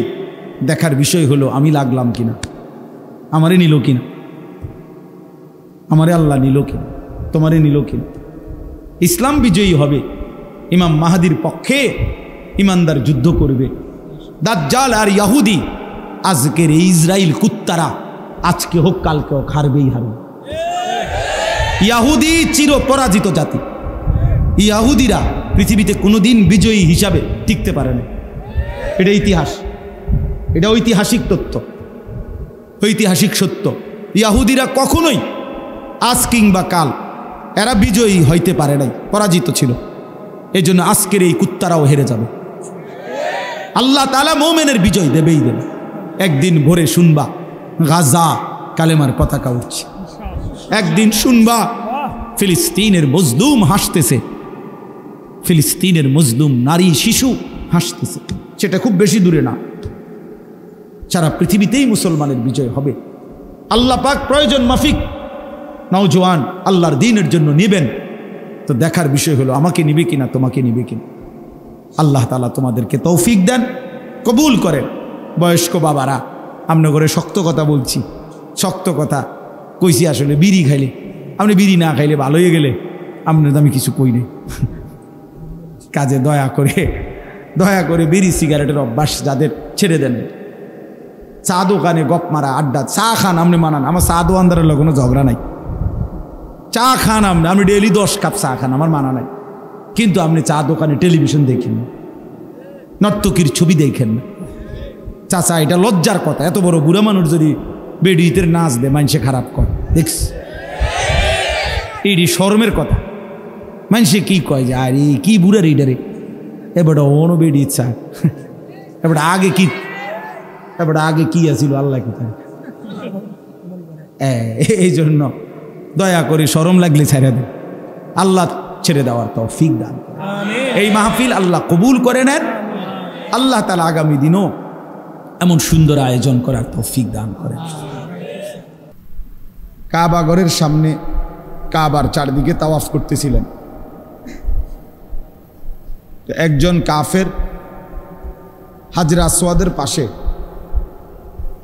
তরবারি ছুরি কোমরে নিয়ে ছদ্মবেশে দাঁড়িয়েছিল, বারবারই সুযোগ খুঁজতেছিল আল্লাহ নবী সাল্লাল্লাহু আলাইহি ওয়াসাল্লামকে ছুরি দিয়ে আঘাত করবে। নবী সাল্লাল্লাহু আলাইহি ওয়াসাল্লাম তার একদম কাছাকাছি গিয়ে তার বুকে হাত দিয়ে নবীজি সাল্লাল্লাহু আলাইহি সাল্লাম তাকে বললেন, কিছু ভাবতেছ? কোনো কিছু কি ফিকির করতেছ? এই হাত শুধু লাগছে নবীজির তার বুকে, তৎক্ষণাৎ তার জিন্দিগি, দিল পরিবর্তন হয়ে গেছে। তো সে বলছে, লা আনতা আবগাজুন নাস ইলাইয়া, মুহাম্মদ, এই কিছুক্ষণ পূর্বে তুমি ছিলে আমার কাছে সবচেয়ে অপছন্দনীয়। আবগাজ, ফাল আনা লা আনতা আহাব্বু ইলাইয়া, কিন্তু এখন তুমি আমার কাছে এই মুহূর্তেই আবার সবচেয়ে প্রিয় হয়ে গেল। আহাব্বুন নাস ইলাইয়া, সবচেয়ে প্রিয় মানুষ হয়ে গেল। এই যে স্পর্শ। হযরত ওমর রাদিয়াল্লাহু তাআলা আনহু তিনি বলছেন যে আমি একদিন একটা বিষয় নবীজি সাল্লাল্লাহু আলাইহি ওয়াসাল্লাম, নবীজি বলছেন আমি বুঝতেছিলাম না। তো নবীজি সাল্লাল্লাহু আলাইহি ওয়াসাল্লামকে আমি কয়েকবার রিপিট করছি, জিজ্ঞাসা করছি, দোহরাইছি বুঝার জন্য। আল্লাহর নবী সাল্লাল্লাহু আলাইহি ওয়াসাল্লাম বললেন, বুঝলেন যে আমি বুঝতেছি না। তখন নবীজি সাল্লাল্লাহু আলাইহি ওয়াসাল্লাম আমাকে কাছে টেনে এনে আমার বুকে হাত বুলাইয়া দিলেন। এরপরে বললেন, এবার বুঝছো? হযরত ওমর রাদিয়াল্লাহু তাআলা আনহু বলেন, এবার আমি শুধু বুঝলাম না, বরং আমার চক্ষু খুলে গেল। হাত্তা আনজুরা ইলা সামাইস সাবিআ, আমি 7 আসমানের ঊর্ধ্বে পর্যন্ত দেখতে পেলাম। এই স্পর্শ স্পর্শের বরকতে জেহানও খুলে গেছে, চোখও খুলে গেছে।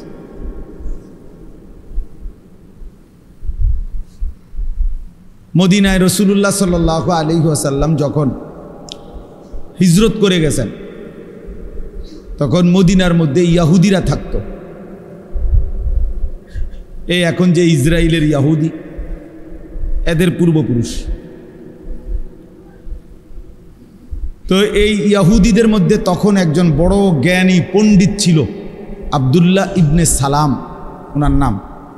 ইয়াহুদি পণ্ডিত, ইয়াহুদিদের ধর্মগুরু, অনেক বেশি জ্ঞানী ছিলেন তিনি। তো তিনি আসছিলেন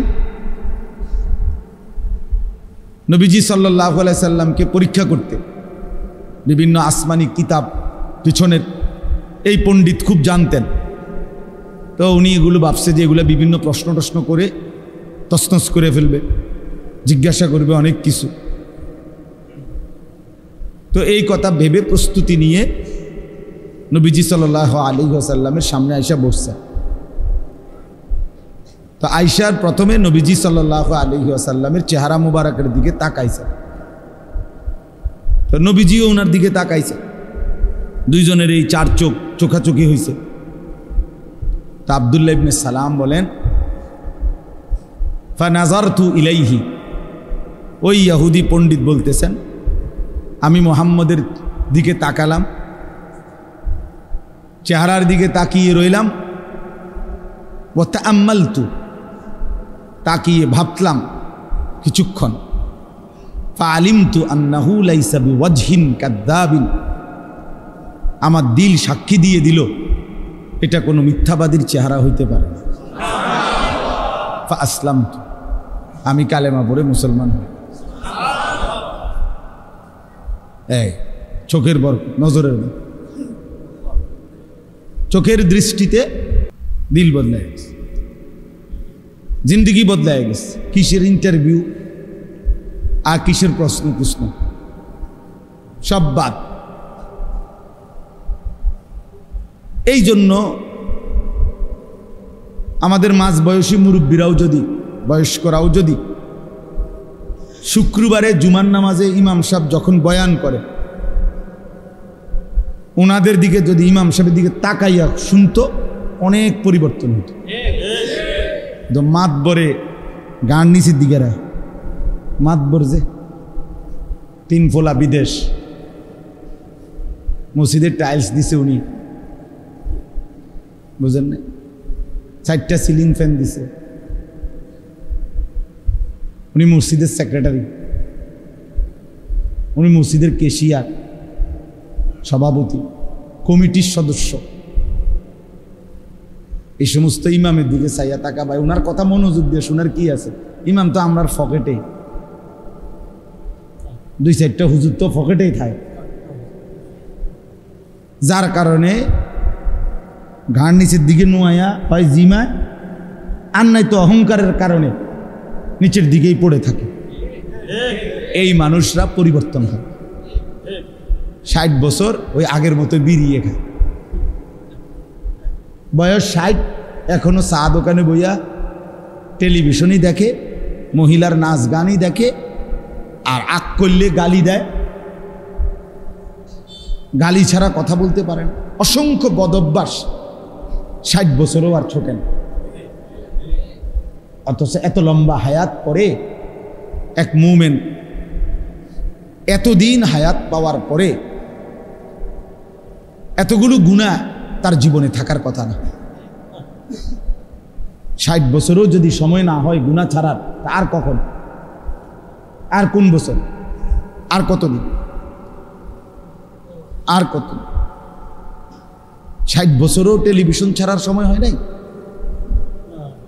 60 বছরও নর্তকীর নাচ, নাটক, সিনেমা দেখার অভ্যাস ছেড়ে দেওয়ার টাইম হয় নাই, আর কতদিন? 60 বছরে যে ব্যক্তি এখনো বিড়ি সিগারেট খায়, উনি আজকে কত বছর ধরে খায়? আজকে 3 বছর, 3 বছর ধরে, মানে 58, 59, 60, 20 বছর, তাহলে আজ 40 বছর। 20-তে 60 কত? 40 বছরও গুনাহ মনে হয় নাই? আফসোসের বিষয় না? 40 বছরও আপনার মনে পড়ে নাই যে সুদ হারাম, কিস্তি হারাম, নাটক সিনেমা হারাম? তার কখন মনে পড়ে? আলাম ইয়ানি লিল্লাযীনা আমানু আন তাখশা কুলুবুহুম লিযিকরিল্লাহ। আল্লাহ তাআলা বলেন, মুমিন, আমার ভয়, আমার স্মরণ, আমার জিকিরের জন্য অন্তর, দিল নরম হওয়ার, তোমার দিল নরম হওয়ার সময় আজও হয়নি? কোরআন শরীফের আয়াত। আলাম ইয়ানি অর্থ হলো সময় হয় নাই। আল্লাহ জানতে চাচ্ছে ইমানদারের কি আজও সময় হয়নি? আজও ফিরবা না? আর কখন ফিরবে? জাহান্নামীকে আল্লাহ তাআলা জাহান্নামে চিৎকার করবে। আল্লাহ তাআলা বলবে, আওয়ালাম নুআম্মিরকুম, বলো তো বান্দা, আমি কি তোমাকে আমল করার মতো প্রয়োজন পরিমাণ হায়াত, ওমর মানে সময়, হায়াত কি দেই নাই? তাহলে এখন চিল্লাও কেন? 1টা বাজে জোহরের নামাজের আজান হয়েছে, তো আবার 4:45 বাজে আসরের আজান হয়েছে, তাহলে প্রায় 3.5 ঘন্টা, 4.25 ঘন্টা। 10 রাকাত নামাজ পড়তে, 12 রাকাত নামাজ পড়তে কি 4 ঘন্টা লাগে? তাহলে আমি কি সময় দেই নাই? 1.25 ঘন্টা ফজরের নামাজের টাইম ছিল, 4 রাকাত নামাজ পড়তে কি 1.25 ঘন্টা লাগে? তো আমি কি হায়াত দেই নাই? তো এই জন্য বললাম, এই যে কয়জন মাঝ বয়সী লোকও আছেন, আপনারাও এই অভ্যাস করা দরকার। জুমার নামাজে ইমাম সাহেবের বয়ান চোখের দিকে তাকায়া শুনবেন, মনোযোগ দিয়ে শুনবেন। সব হুজুর রে সবাই চিনতে হইব, এটা জরুরি না। সব হুজুর বক্তা হইতে হইব, এটা জরুরি।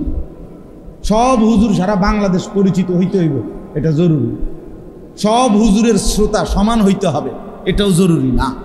এটা কোরআন সুন্নাহ বলে নাই যে 500 লোক কমের, 500 চাইতে কম লোক হইলে এই হুজুর ব্যর্থ বা এই হুজুর ওয়াজ হইল না, এটা কোনো কথা না। সবাই চিনলে সফল, সবাই না চিনলে ব্যর্থ, এমন কথা কোরআন সুন্নাতে নাই। বুঝেন নাই কথাটা? এমন কথা নাই। 1,24,000 যদি নবী রসুল হয়, যেই বর্ণনা আছে, পৃথিবীর কোনো কিতাবের মধ্যে 1000 নবী রসুলের নাম নাই। 500 নবী রসুলের নাম পৃথিবীর কোথাও নাই। কোরআন শরীফে শুধু 25 জন নবী রসুলের নাম আছে। কয়জন? তো নবী রসুল কি 25 জন? তো বাকিদের নাম যে নাই, ওনারা ব্যর্থ। তাই বিদায় হজ্জের মাঠে আমাদের নবী সাল্লাল্লাহু আলাইহি সাল্লামের সামনে প্রায় 1,20,000 সাহাবী খুতবা শুনছে আরাফাতের ময়দান। 1,20,000। পৃথিবীর কোনো কিতাবে 10,000 সাহাবীর নাম নেই, 5,000 সাহাবীর নাম নাই, কোথাও নাই। 313 জন বদরি সাহাবীর নাম একসাথে আছে, আর আরো কিছু আছে আলাদা। তা তাইলে এই লক্ষের চাইতে বেশি সাহাবীদের নাম যে কেউ জানে না, তো কি ওনারা ব্যর্থ? পুরা কোরআন শরীফে মাত্র 1 জন সাহাবীর নাম আছে, যায়েদ। কয়জন? তো এই সাহাবী তো একজনই, তো বাকিদের নাম নাই। আর কারো নাম নেই। আবু বকর, ওমর, ওসমান, আলী, কই আছে ওনাদের নাম? ফাতেমা, আয়েশা, হাসান, হুসাইন। তো কি হয়েছে? ওনারা ব্যর্থ হয়ে গেছে। অতএব শুরুতে এটা বলে নিলাম, আলেম ওলামা যিনি আসেন, আল্লাহর কথা যিনি বলেন, শ্রোতা কম নাবে। আমরার হুজুর, আমরা এলাকার হুজুর, বোঝেন তো হুজুর, গ্রামের হুজুর। গ্রামের হুজুর কি এটা ফচ্ছে গেছে? তো এটা কি হয়েছে? গ্রামের হুজুরকে বেটকি মেললেন, এবার আর জানে কি তা কইব কি? তো এবার যখন কিছু কইতারে না, এই আকামলা হুজুর রাখছেন কেন? কথা বলেন না কেন? এরম অযোগ্য লোকরে ইমাম বানাইলেন কেন? আর যদি বলে না হুজুর আমরা হুজুরও আলেম, তো আবার শুনবেন না কেন? বুঝেন নাই কথাটা? অযোগ্য হলে রাখবেন কেন? যোগ্য হলে শুনবেন না কেন? অযোগ্য হলে বদলান, যোগ্য ইমাম রাখেন। একটি মহল্লার 2000 মানুষ, 4000 মানুষ মিলে 8000 টাকা বেতন ঠিক মতো মিলে না, কিন্তু সেই মসজিদের টাইলসের কোনো কাম বাকি থাকে না। টাইলস লাগাইতে লাগাইতে টয়লেট বাথরুম সহ সব শেষ হইয়া, আর সভাপতি সেক্রেটারি শরীরটা যদি টাইলস বানাইতো, বুঝেন নাই? তাইলেও টাকা থেকে যাবে। টাকা ঠিকই আছে, গ্রিলের টাকা আছে, ফ্যানের টাকা আছে, টাইলসের টাকা আছে, শুধু ইমাম সাহেবের টাকা নেই, মুয়াজ্জিন সাহেবের টাকা। মুয়াজ্জিন তো নাই। 80% মসজিদ এমন যে এই মুয়াজ্জিন যে একটা ইবাদত, আজান, এটার কিছুই মনে করে বুড়া অসল। আচ্ছা 200 বছর ধরে আজান দেয় করে, এরকম একজন বুড়ারে দিয়ে দিছে দায়িত্ব, হুজুর আজান কদ্দুর দেখ কনে না, এটা আজান কদ্দুর, এটা খামখেয়ালি। তো আপনি তো এটা খামখেয়ালি মনে করলেন। এবার আজান হয় না, উনি আজানটা শুদ্ধ করে বলতেই পারে না, উনি করে বুড়া মিয়ারে দিয়ে দিছে। 75 বছর বয়স বুড়া মিয়া আজান দেয়, এবার আউস করছে হুজুর, নাহলে রাগ হয়। তো অশুদ্ধ হয় হেটা না কইবেন মিয়া, রাগ হয় কিতাব। যদি শুদ্ধ হয় তাহলে তো আপত্তি নাই, কথা বোঝেন নাই? তাইলে মুয়াজ্জিন রাসূলুল্লাহ সাল্লাল্লাহু আলাইহি সাল্লামের জামানায় সাহাবায়ে কেরাম সকলেই আজান দিতে পারতেন কিনা? সাহাবায়ে কেরাম সকলেই শতভাগ 5 ওয়াক্ত নামাজ জামাতে পড়তেন কিনা? তাইলে বেলালকে আলাদা নির্ধারণ করার কি দরকার ছিল? একজন আজান দিলেই তো হতো। একজনকে 30 জন এক লগে দিতে গেলে তো সমস্যা কি? এমন তো না যে ওনাগর লোকের কম পড়ে যাবে, তো সবাই নামাজ পড়তেন, সকলেই জামাত পড়তেন। তো এরপরও আলাদা মুয়াজ্জিন নির্ধারণ করছে কিনা বলেন? তাইলে আমরা এটাকে খামখেয়ালি মনে করছি, আমরা এটার কিছুই মনে করি না। এজন্য নিজ মহল্লার আলেমে দ্বীনকে কদর করবেন, নিজ মহল্লার ইমামকে কদর করবেন। ওয়ানুরিদু আন নামুন্না আলাল্লাযীনা ইসতুদঈফু ফিল আরদ ওয়া নাজআলুহুম আইম্মা। কোরআন শরীফে আছে, আল্লাহ বলে জমিনে তোমরা যাদেরকে দুর্বল ভাবতেছিলে আমি আল্লাহ তাদেরকে ইমাম বানিয়ে দিলাম। কোরআন শরীফের আয়াত। ওয়া নাজআলুহুমুল ওয়ারিসিন, আমি তাদেরকেই আমার ওয়ারিস, ঈমানের, ইলমের, দ্বীনের ওয়ারিস বানিয়ে দিলাম। সুবহানাল্লাহ। কোরআন শরীফের আয়াত। ওয়াজআলনাহুম আইম্মাতান, আমি আল্লাহ তাদেরকে ইমাম বানালাম। ইয়াহদুনা বিআমরিনা লাম্মা সাবারু, ইয়াহদুনা বিআমরিনা, ইমাম আমি আল্লাহর আদেশে আমার বান্দাদেরকে হেদায়েতের কথা বলছে। কোরআন শরীফের আয়াত। শুধু বাংলা তর্জমা করেন, আপনি কইবেন ওমা কি তো এরকম কথা তো শুনছি না। আপনি শুনছেন না, কিন্তু আপনি ঘুমাইছেন, বই বই জিমাইছেন। তো আল্লাহ তাআলা ইমামকে ইজ্জত দিয়েছে। নবী সাল্লাল্লাহু আলাইহি সাল্লাম বলছেন, আল মুআদ্দিনুনা আতওয়ালুহুম আ'নাকান ইয়াউমাল কিয়ামah। কিয়ামতের কোটি কোটি ময়দানে সব মানুষের মাঝখানে যার গর্দান উঁচা, আলাদাভাবে চিহ্নিত করা যাবে, ওই যে উঁচা গর্দানওয়ালা উনি, আল্লাহর নবী সাল্লাল্লাহু আলাইহি সাল্লাম বলছে সে মসজিদের মুয়াজ্জিন। সে মুয়াজ্জিন 40 দিন আল্লাহর সন্তুষ্টির জন্য খালেস ইখলাসের সাথে আজান দিলে আল্লাহর নবী সাল্লাল্লাহু আলাইহি সাল্লাম বলছে আমি তার জন্য সুপারিশ করব। আরো অনেক আছে। তাহলে আমার বলার উদ্দেশ্য হলো, ইমাম মুয়াজ্জিন আমারে কইয়া দিছে, কদ্দুর কইয়ে নিটা না, আমি কেউর সাথেই কথা হয়েছে না, আমার সালাম ফিরাইছি এনার্স।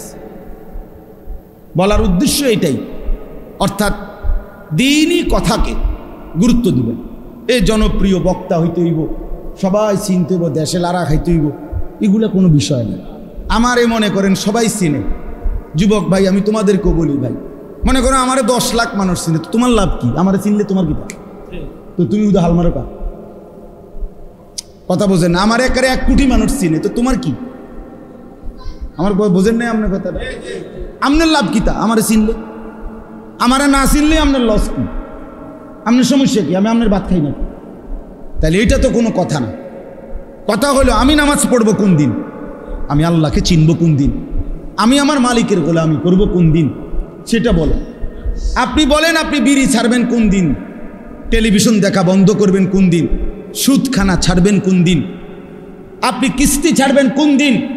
যুবক তোমরা যারা 5 ওয়াক্ত নামাজ পড়ো না, তুমি নামাজের সেজদা দিবা কোন দিন, আল্লাহকে রাজি করবা কোন দিন? মুসলমানের বাচ্চা হয়ে বছরের পর বছর, দিনের পর দিন, মাসের পর মাস যারা ফজরের নামাজ পড়ো না, এই মুসলমানের নাফরমান, তুমি কোন দিন আল্লাহকে সেজদা দিবা? তোর জন্য কি কোনো দিন ফজরের ওয়াক্ত হবে না বেঈমান? তুই এক ইমানদার ভাইয়ের দুধ খাও নাই, রাসূলুল্লাহ সাল্লাল্লাহু আলাইহি সাল্লামের সামনে কেমনে বলবা? নবীজি সাল্লাল্লাহু আলাইহি সাল্লামের সামনে কেমনে সুপারিশের জন্য? তিনি কোনো কাগজপত্র দেখবে না, আমলনামা দেখবে না নাকি? হ্যাঁ, তো তিনি কিছুই বলবেন না নাকি? কি ভাবছেন কি? নবীজি কিছুই বলবে না, আমলনামা দেখবে না, কোনো কাগজপত্র ছাড়াই সুপারিশ। এটা একটা খামখেয়ালি। আল্লাহ আমাদেরকে বুঝতা, এটা বোঝা দরকার, এটা বোঝা উচিত। 10 বছর, 30 বছর, 6 মাস, 1 বছর বাবা যার আমলনামার মধ্যে ফজরের নামাজ নাই, আল্লাহ নবী সাল্লাল্লাহু আলাইহি সাল্লাম সেই আমলনামা দেখে নবীজি তো বলবেন, উম্মত আমি তো শ্রেষ্ঠ নবী, তুমি আমার শ্রেষ্ঠ উম্মত। আমি তো সেই নবী যে পাথরের আঘাতে সারা শরীর রক্তাক্ত করেছিলাম, আমার জুতা আমার পায়ের সাথে জমাট বেঁধে গেছিল রক্তের কারণে। আমি ক্ষুধার কষ্টে 2টা পাথর বাঁধছি পেটে, আমি সারা রাত দাঁড়িয়ে উম্মতের জন্য চোখের পানি ফেলে কাঁদছি। আমি তাই উহুদের ময়দানে দান শহীদ করে রক্ত মাখা দেহ নিয়ে বেহুশ হয়ে পড়েছিলাম ঘন্টার পর ঘন্টা, বিনিময়ে এই আমলনামা। আমার এত চোখের পানি, আমার রক্ত, আমার পেটে পাথর বাঁধা কষ্টের এই বিনিময় 30 বছর সুদ খায় মুসলমান, 60 বছর মুসলমান বিড়ি খায়, 40 বছর মুসলমান কিস্তি নেয়, 30 বছর মুসলমানের ঘরে প্রত্যেক দিন নাচ গান, টেলিভিশন, নাটক, সিনেমা চলবে। এই তো জীবন, এই তো রাসূলের উম্মত। নবীর চোখের পানি তো এই জন্যই, ওনার পেটে পাথর বাঁধা কষ্টের বিনিময়ে এই। হ্যাঁ, কি ভাবছেন মিয়া সাহেব? ভাবছেন কি সুপারিশ? কি মামুর বাড়ি? হ্যাঁ, হাউজে কাউসার মামুর বাড়ি, হাউজে কাউসার আপনার চাচার শ্বশুর বাড়ি। সাপকলের ফানি মনে করছেন আপনি? কোনো দাম নাই এটার, এমনি দিয়ে দিবে। এটা এমনি দিয়ে দিবে, আপনি যাইবেন আর আপনার মুখে দাড়ি নাই, আপনার একবার আঞ্জা দিয়ে ধরে পানি দিয়ে দিব হাউজে কাউসারের। বাহ বাহ বাহ, কে ধোকা দিল? এই মুসলমান, এই ধোকা দিল কে আপনাকে? জীবন ভর রাসূলুল্লাহ সাল্লাল্লাহু আলাইহি সাল্লামের আপাদমস্তক বিরোধিতা করে কোন লজ্জায় না ফরমান তুমি নবীর সামনে সুপারিশের জন্য দাঁড়াইবা কেমনে বেটা? কি মামুলি বিষয় মিয়া? কোরআন শরীফে আছে, কোরআনুল কারীমে সূরা ফুরকানে আছে, নবীজি সাল্লাল্লাহু আলাইহি সাল্লাম বলবে, ইয়া রাব্বি ইন্না কওমি ইত্তাখাযু হাদাল কুরআনা মাহজুরা। কোরআন শরীফের আয়াত। ওয়া ক্বালার রাসূল, আল্লাহ বলেন আমার রাসূল বলবে হাসরের দিন, হে আমার আল্লাহ, আমার জাতির এই লোকগুলো আমার 23 বছরের কষ্টে গড়া কোরআন, আমি যেটা আপনার কাছ থেকে নিয়েছি মাওলা, রাত নাই, দিন নাই, সকাল নাই, দুপুর নাই, খাইয়া না খাইয়া, পেটে পাথর বাইন্দা, রক্ত মাখা শরীরে আমি যেই কোরআন আমার উম্মতের কাছে দিয়ে গেছি, আমার উম্মতের এই লোকগুলো সেই কোরআন মাহজুর নিজেদের জীবন থেকে পরিত্যক্ত করে দিয়েছে, দূরে সরায় দিছে। আজ এই হাসরের ময়দান আমি এটার বিচার চাই আল্লাহ। হ্যাঁ, আপনি সুপারিশ মামুর বাড়ি মনে করছেন, আপনি বই বই ডুলবেন আর নবী সুপারিশ করবে? হ্যাঁ, এটার কোনো নিয়ম কানুন নাই।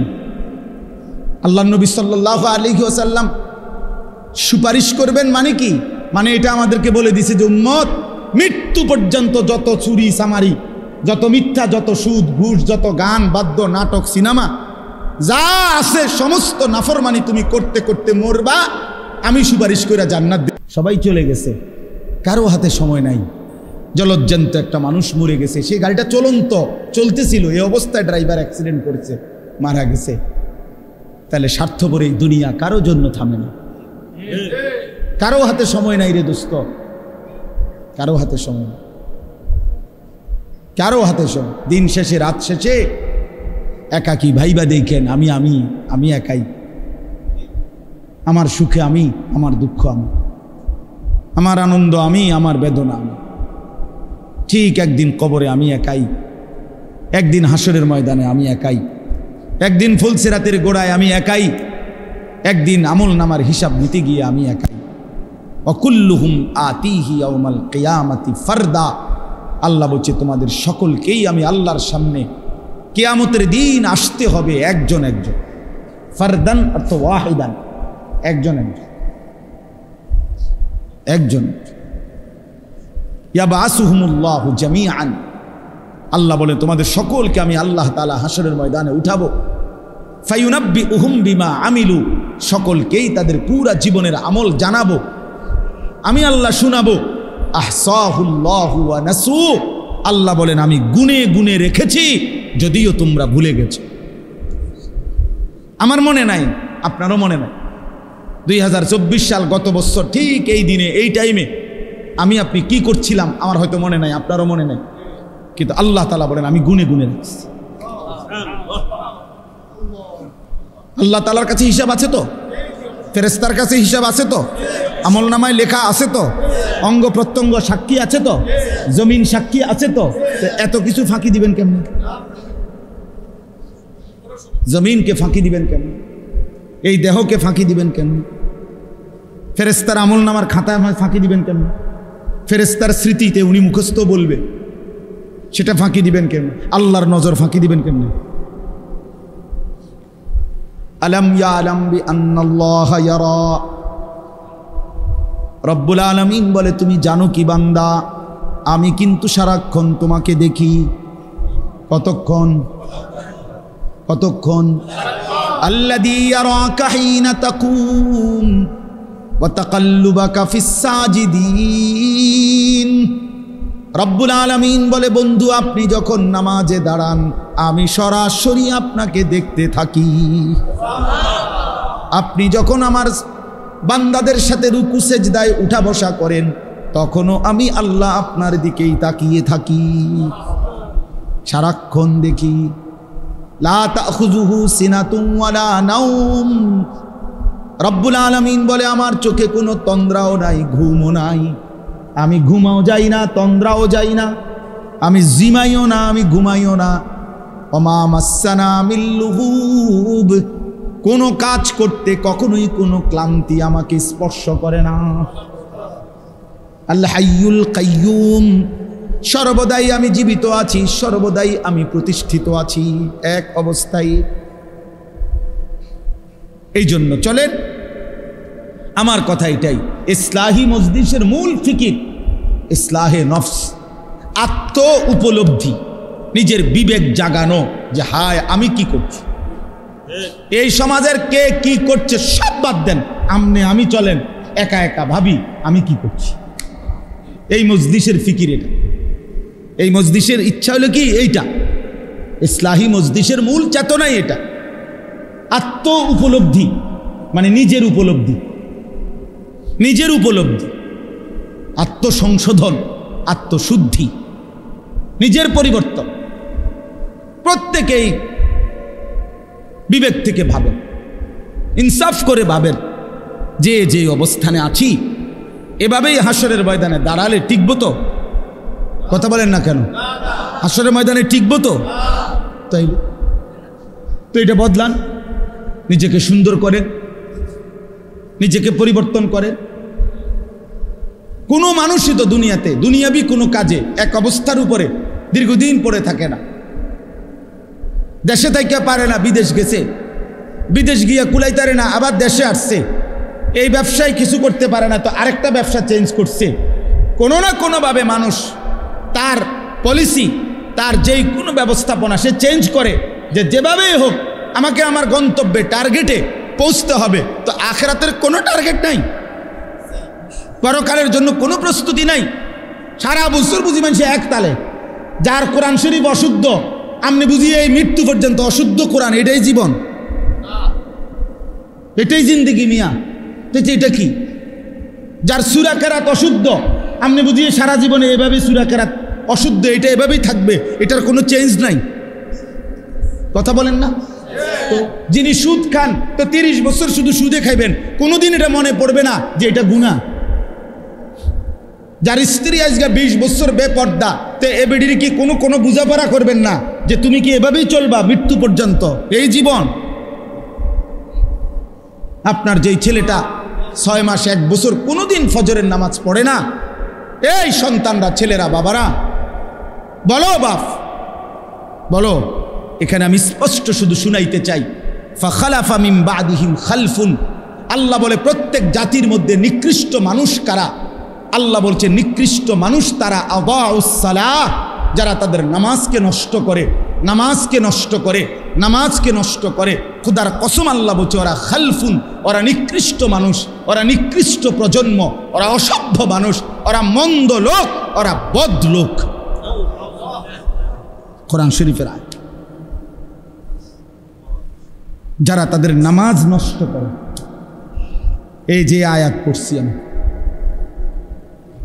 এই আয়াতের তাফসীরের মধ্যে এবার বোঝেন, তাফসীরের মধ্যে এই আয়াতে আছে যারা নামাজ নষ্ট করে তারা নিকৃষ্ট প্রজন্ম, নিকৃষ্ট জেনারেশন, মন্দ উত্তরসূরি। এখন তাফসীরে কথাই স্পষ্ট আছে, ওয়ালাইসাল মুরাদু আন্নাহুম তারাকুস সালাহ, যে এই আয়াতের এর দ্বারা এটা উদ্দেশ্য নয় যে তারা নামাজ টোটালি ছেড়ে দিছে, এটা উদ্দেশ্য না। মানে টোটালি নামাজ পড়ে না এরা না, যারা একদম নামাজ পড়েই না তাদেরকে বোঝানো হয় নাই, বরং নামাজ পড়ে কিন্তু নামাজকে নষ্ট করে। বুঝেন নাই? নামাজ পড়ে কিন্তু নামাজকে কি করে? আল্লাহ বলছে তারা হলো নিকৃষ্ট মানুষ, আর যারা নামাজ ঠিক রাখে তারা হলো উত্তম মানুষ। তাহলে যে নামাজ পড়ে না ওই কোন প্রকারের মধ্যে? তাফসীরের আলোকে বোঝা যায় ওই মানুষের কোনো জাতের মধ্যেই পড়ে না, ওই নিকৃষ্টও না, উৎকৃষ্টও না, ওই মানুষের কোনো জাতে না, বেনামাজির কোনো প্রকারে নাই, ওই কোনো আইটেমে পড়ে না, ওইটা নিকৃষ্টও না, ওইটা ফসাও না, ওইটা কোনো জাতের না, ওইটা কিছুই না, ওইটা হাইওয়ানও না, কিছুই নাই। ওই আলোচনার আউট অফ সিলেবাস, ওই আলোচনার বাহিরে, ও মূলত আলোচনার বাহিরে। বেনামাজি কোনো আইটেমেই নাই, বরং নামাজি কিন্তু নামাজ নষ্ট করে।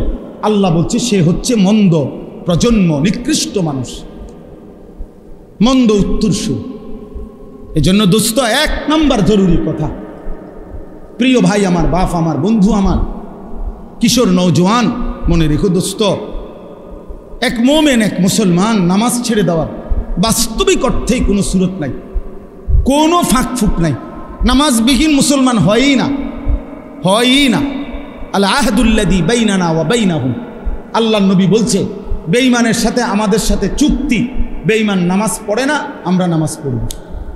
নবীজি বলছে এটা চুক্তি, আহাদ, অঙ্গীকার, এটাও অঙ্গীকার আমাদের। তোরা সেজদা দিবি না, আমরা সেজদা দেব। নবীজি বলছে ফারকুমা বাইনানা ওয়া বাইনাল কুফরি ওয়াশ শিরক তারকুস সালাহ। নবীজি বলছে আমাদের মাঝে আর কাফের মুশরিকের মাঝে পার্থক্য হলো নামাজ ছেড়ে দেওয়া। আমরা নামাজ ছেড়ে দেই না, এজন্য আমরা মুমিন, ওরা নামাজ ছেড়ে দেয়, এজন্য ওরা মুশরিক। হাদিস। অতএব বেনামাজি ইমান ইসলামের মধ্যে তার কোনো আলোচনাই নেই, মুসলিম সম্প্রদায়ের মধ্যে তার কোনো পরিচয়ই নেই। এজন্য আমরা প্রত্যেকেই ভাইয়া ইনসাফ করেন, ইনসাফ, কোনো যুক্তি নাই, কোনো কারণ নাই। নামাজ না পড়ার পিছনে কোনো যুক্তি নেই, কোনো কারণ হইতে পারে না। কোনো কারণ হতো চোখের সামনে যাদের সন্তান এই বেনামাজি জিন্দিগি হয়ে বরবাদ হয়ে যাচ্ছে, আপনারা আর একটু দয়া করেন। আপনি যদি সত্যিকার অর্থে বাবা হন, মুসলিম বাবা, তাহলে স্ত্রী সন্তানের সেজদার প্রতি, নামাজের প্রতি আরেকটু যত্ন দেন। আর যদি শুধু বাবা হন তো ঠিক আছে, ভাত তরকারি দেশে থাকিয়া পারক, বিদেশ থাকিয়া পারক, কামাই রোজগারি খালাস। বাপও এক জীবন কামাই করছে, ফুতেরও এখন কামাই রোজগারিতে লাগাই দিছে, এ খালাস, এই জিন্দিগি কামাই রোজগারির ব্যবস্থা হয়েছে। অতএব বাবাও খুশি, ফুতেও খুশি, আল্লাহর রহমতে লাইনে আছে। আর যদি কোনো কামাই রোজগারি নাই তো কোনো লাইনে নাই, তাহলে লাইন হলো টাকা আর বেলাইন হলো টাকা নাই। এটাই লাইন। লাইনে আছে কখন? টাকা থাকলে।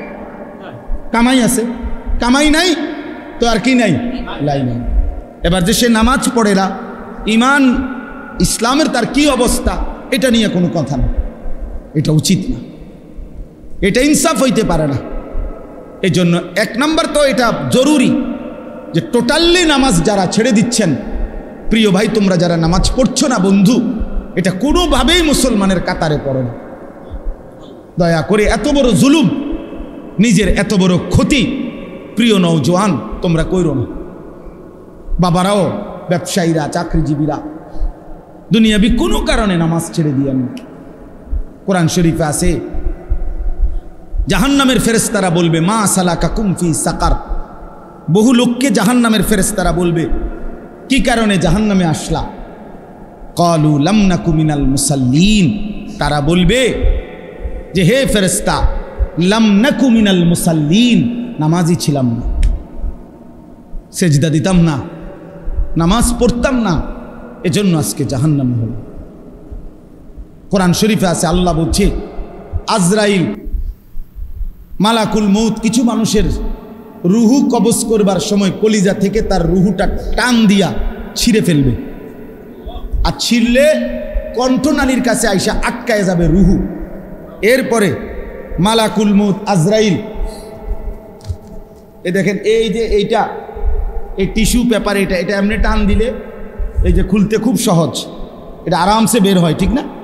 কিন্তু এই যে এখানে একটা পলিথিন আছে, দেখেন, দেখছেন নি, এটা আমি টান দিলে খোলে না, এটা টাইম না ছিঁড়তে হয়, টান দিয়ে দিয়ে কি করতে হবে? টুকটুক করে ছিঁড়তে হয়। এই আল্লাহ তাআলা কোরআনে বলছে, নবীজি হাদিসে ব্যাখ্যা করে বুঝাইছে, আজরাইল এই নাফরমানদের এই রুহু কণ্ঠনালী থেকে এরকম টাইনা ছিন্ন ভিন্ন করে বের করবে। এ কারা? তারা কারা? কোরআন শরীফ আল্লাহ সরাসরি বলছে ফালা সাদ্দাকা ওয়ালা সাল্লা, ওরা যারা আমাকে বিশ্বাস করে নাই, ওয়ালা সাল্লা, এবং নামাজ আদায় করে নাই। আল্লাহ বলছে তোর কলজা ছিঁড়ালাম, তোর কলজা ছিঁড়া ফেলবো, তোর রুহু ছিঁড়া ফেলবো আজরাইল দিয়ে, মনে রাখিস। এখন ভাত খাও, দুনিয়া ভোগ করো, দুনিয়া বেঈমানও ভোগ করো, দুনিয়া জানোয়ারও ভোগ করে, দুনিয়া কুকুর বিড়ালও কি করে? ভোগ। আল্লাহ আমাদেরকে বুঝ দান করে। এজন্য আল্লাহ তাআলা বলেছেন মন্দ প্রজন্ম হচ্ছে তারা যারা নামাজ নষ্ট করে। এখন নামাজ নষ্ট করে মানে কি? বললাম যে নামাজ পড়ে না এটা না, নামাজ পড়ে কিন্তু কি করে? তিন শ্রেণী। এক, যে ব্যক্তি নামাজকে সবসময় বিলম্ব করে, সবসময় ইউআখিরুনা আস-সালাহ, নামাজকে সবসময় তাখির করে, সবসময় দেরিতে নামাজ পড়ে, দেরিতে অভ্যস্ত, নামাজের ওয়াক্তের একেবারে লাস্ট মাথায় নিয়া একেবারে বেড়াত লাগাইয়া এটারে একেবারে শেষ মাথাত নিয়ে কি করে নামাজ। নবীজি সাল্লাল্লাহু আলাইহি সাল্লাম হাদিসের মধ্যে আছে, নবীজি 3 বার বলছে ওই নামাজ মুনাফিকের নামাজ, তিলকা সালাতুল মুনাফিক, ওইটা মুনাফিকের নামাজ, মুনাফিকের নামাজ, মুনাফিকের নামাজ। আসরের নামাজের উদাহরণ দিতে গিয়ে বলছে নবী যে ইয়ারকুবু হাত্তা তাগরুবা শামস, অর্থাৎ সে অপেক্ষা করে, আসরের নামাজ পড়ে না, সূর্য ডুবার কাছাকাছি হয়ে যায়। আর সূর্য ডুবার সময় নবীজি বলছেন হাত্তা কানাত বাইনা কারনাই শয়তান, শয়তানের 2টা শিংয়ের মাঝখানে সূর্য চলে আসে ডুবার সময়। এই সময় দাঁড়িয়ে কামা ফানাক্কারা আরবাআন, দাঁড়িয়ে 4 রাকাত আসরের নামাজ যেন 4টা ঠক্কর মারে। 1 থেকে 1.5 মিনিটের ভিতরে 4 রাকাত নামাজ পড়ে ফেলছে। লাস্ট টাইমে রাসূল বলছে এটা মুনাফিকের নামাজ, মুনাফিকের নামাজ, মুনাফিকের নামাজ। এজন্য নামাজকে নিয়মিত বিলম্ব করা, নামাজকে নিয়মিত দেরি করে পড়া, এটা মন্দ লোকের আখলাক। এই যে আল্লাহ বলছে। 2, নামাজ নষ্ট করা। এটার দ্বিতীয় হলো নামাজের ফরজ ওয়াজিব, সুন্নত মুস্তাহাব, আহকাম শারায়েত, নামাজের যে মৌলিক নিয়ম কানুন যেগুলো নামাজের মধ্যে ফরজ ওয়াজিব, এগুলো যথোপযুক্তভাবে যে আদায় করে না সে নামাজকে নষ্ট করে। ঠিকমতো রুকু দেয় না, রুকুর থেকে সোজা হয়ে দাঁড়ানো ওয়াজিব, উনি একটু উঠতেই নিচের দিকে যাবে, এমন ভদ্রলোক নাই? সেজদা দিয়া বৈশা 2 সেজদার মাঝখানে বসা স্থির হয়ে ওয়াজিব, এবার মাথায় একটু আলগি দিয়ে আরেকটা মারে, সেজদা 2টা পটপট করে মারা দিচ্ছে। হ্যাঁ কিতা কাকু, কিতা কাম, কিতা বাইরে কি এত তাড়াহুড়া করেন কেন? বাইরে যাইয়া সাদওয়ানে বইন স্যার, আর কামটা কি? মসজিদে এত তাড়াহুড়া করেন কেন? আপনি এরকম 2টা সেজদা দিয়ে এলেন কেন? মাঝখানে স্থির হয়ে বসা কি ওয়াজিব। তাহলে এরকম ওয়াজিব ছুটে যায়, ফরজ ছুটে যায় নামাজের, এরকম যে ছুটে যায় সে নামাজকে কি করে? আল্লাহর কসম বিশ্বাস করেন, তাফসীরের মধ্যে আছে হযরতে হুযাইফা রাদিয়াল্লাহু তাআলা আনহু, নবীজির একজন বিখ্যাত সাহাবী, উনি একদিন দেখছেন একজন লোককে, সে ওনার সামনে নামাজ পড়ছে, তার রুকু সেজদা সে ঠিকমতো আদায় করে নাই। উনি তাকে ডাক দিছে, তাফসীরে আছে মাআরিফুল কোরআনে, আপনি এখন দেখেন। তো উনি তাকে ডেকে বলছে, তুমি যে এখন নামাজ পড়লা, এমন নামাজ আজ কতদিন ধরে পড়ো? ওই লোক বলছে, আজকে 40 বছর ধরে আমি এভাবেই নামাজ পড়ি।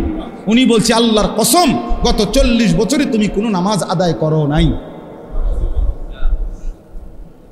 কি কঠিন ব্যাপার, কি কঠিন ব্যাপার। উনি কাজা করলে, যদি কয় কাজা করো তাহলে তো হইতো না, উনি কাজা করলে তো এইটাই পড়বো। উনি যে ডকের নামাজ পড়ছে এইটাই তো ডক, কাজা করলে লাভ কি? উনি যতক্ষণ পর্যন্ত এটাকে সহি শুদ্ধ না করবে ততক্ষণ কাজা করলে কি, কাবা শরীফের সাথে দাঁড়াইয়া পড়লে কি? উনার তো সূরা কেরাত অশুদ্ধ, উনার তো রুকু সেজদা অশুদ্ধ। এজন্য নামাজকে সুন্দর করা, নামাজকে ঠিক করা উত্তম মানুষ হওয়ার জন্য, নেক মানুষ হওয়ার জন্য জরুরি, জরুরি। এজন্য প্রত্যেকটা মুসলমান জওয়ান বুড়ো নিজের নামাজ সুন্দর করবেন, ইমাম সাহেব থেকে দেখে দেখে শিখে নেবেন, বলেন ইনশাআল্লাহ। 3 নাম্বার, নামাজ নষ্ট করা। তৃতীয় অর্থ হলো যে জামাত ত্যাগ করে। যে কি ত্যাগ করে? নামাজের জামাত যে ত্যাগ করে, নামাজের জামাত যে ত্যাগ করে নিয়মিত, ওই ব্যক্তি নামাজকে নষ্ট করে, সে মন্দ মানুষ, নিকৃষ্ট মানুষ। আল্লাহ তাআলা আমাদেরকে হেফাজত করেন। আল্লাহ বলেন ওয়াত্তাবাউশ শাহাওয়াত। আরেকটা বলছে যে নিকৃষ্ট মানুষ কারা, মন্দ লোক কারা? আল্লাহ বলে যারা তাদের মনের চাহিদার অনুসরণ করে। আল্লাহর বিধান, রসুলের বিধান, কোরআনের বিধান, সুন্নাহর বিধান, এত কিছু আমি দাঁড়দারি না। আমার দরকার হলো আমার মনে যা চায় তা। চুল আমার মন মতো, জামা আমার মন মতো, কাপড় আমার মন মতো, আমার আয় রোজগার, আমার ব্যবসা, আমার বাজার, আমার সব আমার মন মতো, আমার যা মন চায় তা। দেখেন নয় যে হুজুর আমার আসতে সময় বলতেছিল যে অনেক মুসল্লি আপনারা, আপনাদের মাথায় অনেকের আছে এটা যে হুজুর এটা বলবেন না, ওইটা বলবেন না, হুজুররে এটা বলাতে যাবে না, ওইটা বলা যাবে না। তার মানে ইসলামের মধ্যে আপনারাই নিয়ম বানায় নিছেন যে এটা বলা যাবে, এটা বলা যাবে না। ইসলাম বলতে পারবে না এমন অপূর্ণাঙ্গ ইসলাম ধর্ম আল্লাহ নাজিল করেই নাই। পৃথিবীতে বলা যাবে না, পৃথিবীতে দিক নির্দেশনা নাই এমন কোনো বিষয় ইসলামের মধ্যে নাই। এটা হতেই পারে না। রাজনীতির কথা বলা যাবে না, 1 কোটি বার বলা যাবে, 1 কোটি বার বলা যাবে, 100 বার বলতে হবে, 100 বার।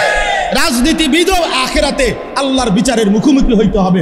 ওরেও জাহান্নাম থেকে বাঁচানো দরকার, ওরেও জান্নাতের রাস্তা দেখানো দরকার। এমপি মন্ত্রীও তো বাঁচতে হবে, কথা বলে না কেন? মেম্বার চেয়ারম্যানও তো বাঁচতে হবে। তো তার লাগিয়া কোনো দিক নির্দেশনা নাই, তার কোনো শরীয়ত নাই, তার কোনো হালাল হারাম নাই। তো এটা হুজুরি কইতো না তো কেডা কইবে? এটা আমেরিকার প্রেসিডেন্টে কইবে নাকি? তো বলবে না কেন? বলবে না কেন? বলবে না কেন? আমার শায়েখ আল্লামা মুফতি মুশতাকুন নবী কাসিমি হুজুর এটা কথা সুন্দর বলে যে, হে মুসলমান, মনে রাখেন আপনি যেখানে ভোট দিছেন হতে পারে ওই মার্কাওয়ালা জিতে নাই, আপনি মনে করছেন আপনার ভোটটা ফসা গেছে। হুজুর বলে না, দিনদার ইমানদার আল্লাহ ভীরুকে যদি আপনি এই রায়টা দিছেন, হতে পারে আপনার ভোট পড়ছে কিন্তু আপনার ঈমান ঠিক হয়ে গেছে, আখিরাত বাইচা গেছে, আখিরাত বাইচা গেছে, আখিরাত বাইচা গেছে। মামুলি বিষয় না, ইসলাম সব বিষয়ে দিক নির্দেশনা দিবে। এটাই ইসলাম, এটাই পূর্ণাঙ্গ, এটাই কমপ্লিট কোড অফ লাইফ, এটাই পূর্ণাঙ্গ জীবন বিধান। অতএব আপনারা সকল বিষয়ে ওলামায়ে কেরাম থেকে দিক নির্দেশনা নেবেন, বলেন ইনশাআল্লাহ। ওয়াত্তাবাউশ শাহওয়াত, মনের ইচ্ছা মতো কোনো ক্ষেত্রে চলা যাবে না, ঘরেও না, সমাজেও না, রাষ্ট্রেও না, দেশেও না, রাজনীতিতেও না, বাজারেও না, ব্যবসাতেও না। মুমিন চলবে সব ব্যাপারে আল্লাহ এবং তার রাসূলের সাল্লাল্লাহু আলাইহি সাল্লাম নির্দেশনা অনুপাতে। ফাসাউফা ইয়ালকাউনা গাইয়া, আল্লাহ বলে এই দুইটি মন্দ অভ্যাস যার, এক নামাজকে নষ্ট করে, দুই নিজের মন মতো চলে, আল্লাহ রসুলের বিধানের কোনো তোয়াক্কা করে না, আল্লাহ বলেন জাহান্নামের নিকৃষ্ট গর্ত গাই, জাহান্নামের মধ্যে একটা গর্ত আছে গাই, গাই এই গর্তের নাম জাহান্নামের সবচেয়ে কঠিন আযাব, হাদিসের মধ্যে আছে, তাফসিরে, ওই গর্তের মধ্যে থাকবে। আল্লাহ বলেন ওই নিকৃষ্ট গাই নামক গর্তে আমি আল্লাহ নামাজ বিনষ্টকারী, মনের চাহিদা মতো অনুসরণকারী ব্যক্তিকে ছুঁড়ে মারব। আল্লাহ আমাদেরকে হেফাজত করেন, আল্লাহ আমাদেরকে হেফাজত করেন। আল্লাহ বলেন ইল্লা মান তাবা ওয়া আমানা ওয়া আমিলা সালিহান, আল্লাহ বলে তবে যারা ওই গুনাহ ছেড়ে দিয়ে, এই মন্দ অভ্যাস ছেড়ে দিয়ে তওবা করে আমি আল্লাহর কাছে ফিরে আসলো, আমি আল্লাহরে মেনে নিল এবং আবার নতুন করে নেক আমল শুরু করে দিল, আমি ওয়াদা দিলাম ফাউলাইকা ইয়াদখুলুনাল জান্নাতা, এরা নিশ্চিত জান্নাতে প্রবেশ করবে। ওয়ালা ইউজলামুনা শাইআ, এদের একজনের উপরেও আমি আল্লাহর পক্ষ থেকে এক বিন্দু জুলুম করা হবে না, জুলুম করা। এজন্য বাপ চলেন নিয়ত করি, আল্লাহকে মানি, আখিরাতকে মানি। প্রিয় বন্ধু আমার, কিশোর ভাই আমার, নওজোয়ান ভাই আমার, নষ্ট হইও না বাপ। আবারও বলছি ওই আগের কথা, এই স্বার্থপর পৃথিবী কারো কথা মনে রাখে না, কারো জন্য থেমে থাকে না, কেউ তোমারে মনে রাখত না। তুমি মরে গেলে কারো হাতে সময় নাই তোমারে কান্দে লইয়া কান্দনের, কারো হাতে সময় নেই। এ বাফেরে দুপুরবেলা জানাজা দিছে, আসরের পরে বাফের জানাজা হয়েছে, কত কান্দা কানছে জিফুতে, এশার নামাজের পরে পাশের ঘরের থেকে ভাত তরকারি আনছে, এরা ওই পেট ভরে ভাত খায়। এরা দেখলাম দুপুরে কান্দে অন ভাত খায়, আরো গোস্ত লয়, আরো পারমের মুরকা লয়, তেলাপিয়া মাছ লয়, ডাল লয়। বা কি আপনারা দেখলাম বিকালে কি কান্দাটা কানলেন, বুঝেন না? অর্থাৎ বুঝাইতে চায় ওনার জন্য তো আমি না খাইয়ে মরে গেলে হইতো না, ঠিক আছে কাঁদছি তো কাঁদছি। অর্থাৎ দুনিয়া থেমে থাকে না, কারো জন্যই কি থাকে না, থেমে থাকে। এই জন্য দুনিয়া নিয়েই ব্যস্ত না হই, আখিরাতের ফিকির করি। আল্লাহ তাআলা আমাদেরকে তৌফিক দেন। আজকের এই মজলিস, আজকের এই মজমা আল্লাহ কবুল করে নেন, আমিন। আল্লাহ তাআলা আমাদের সকলকে ঈমান আমলের দৌলত দান করেন। সুবহানাল্লাহি ওয়া বিহামদিহি, সুবহানাকাল্লাহুম্মা ওয়া বিহামদিকা, আশহাদু আল্লা ইলাহা ইল্লা আনতা, আস্তাগফিরুকা ওয়া আতুবু ইলাইক।